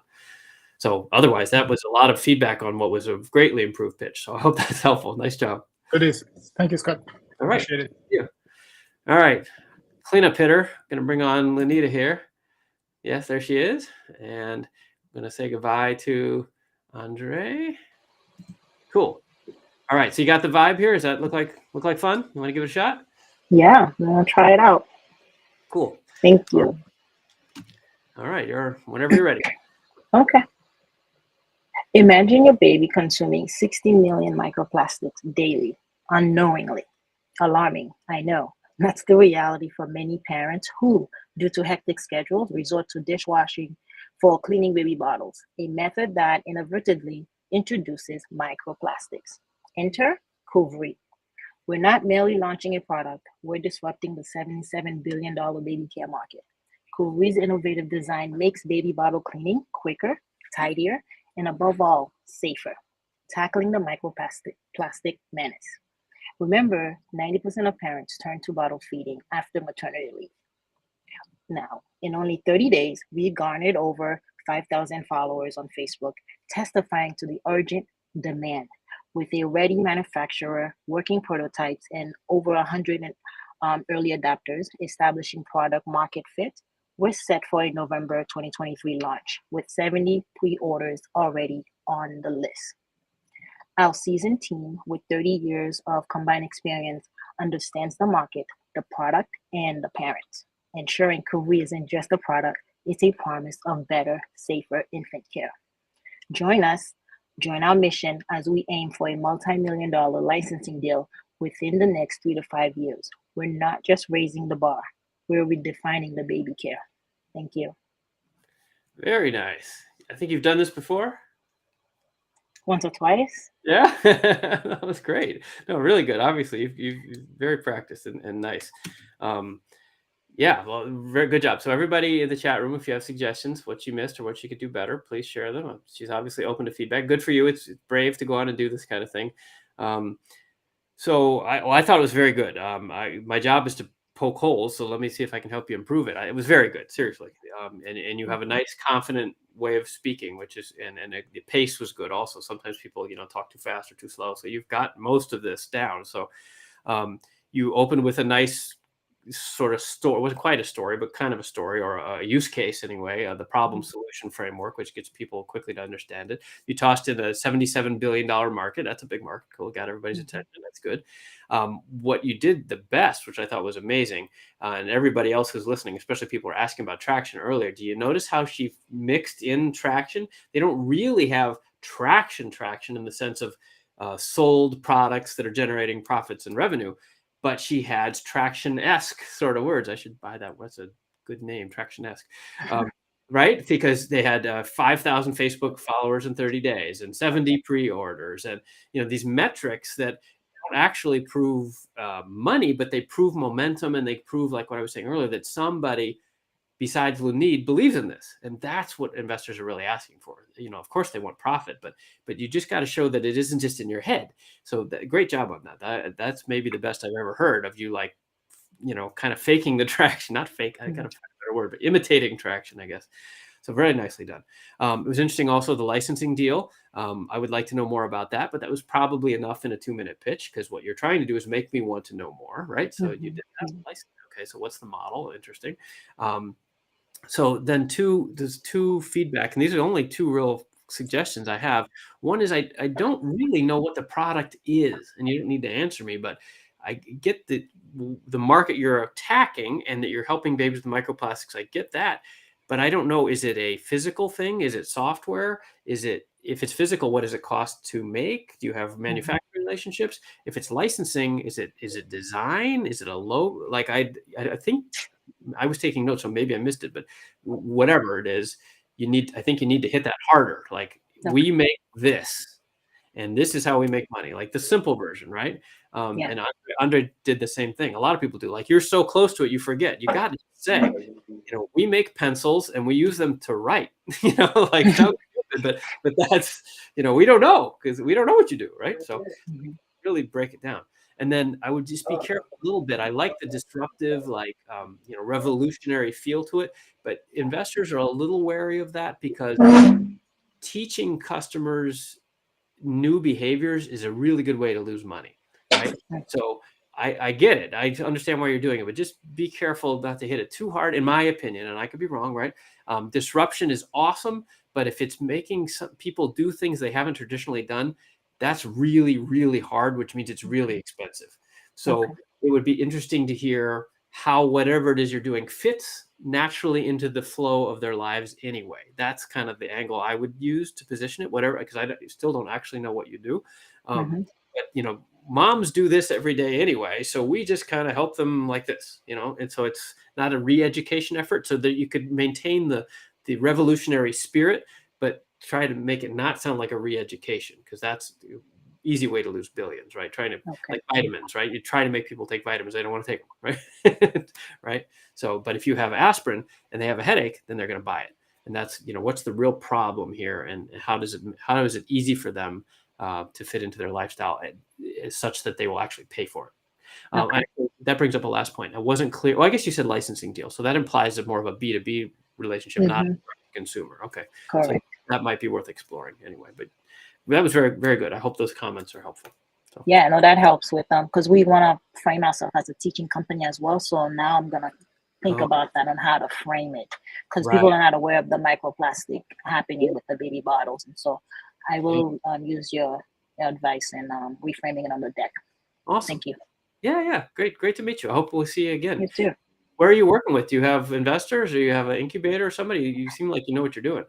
I started this a few months ago, so I'm learning as I go. Well, dude, that's impressive. Very nice. You. All right. Well, hope to see you again. All right. 2:00. I think we got to wrap this up.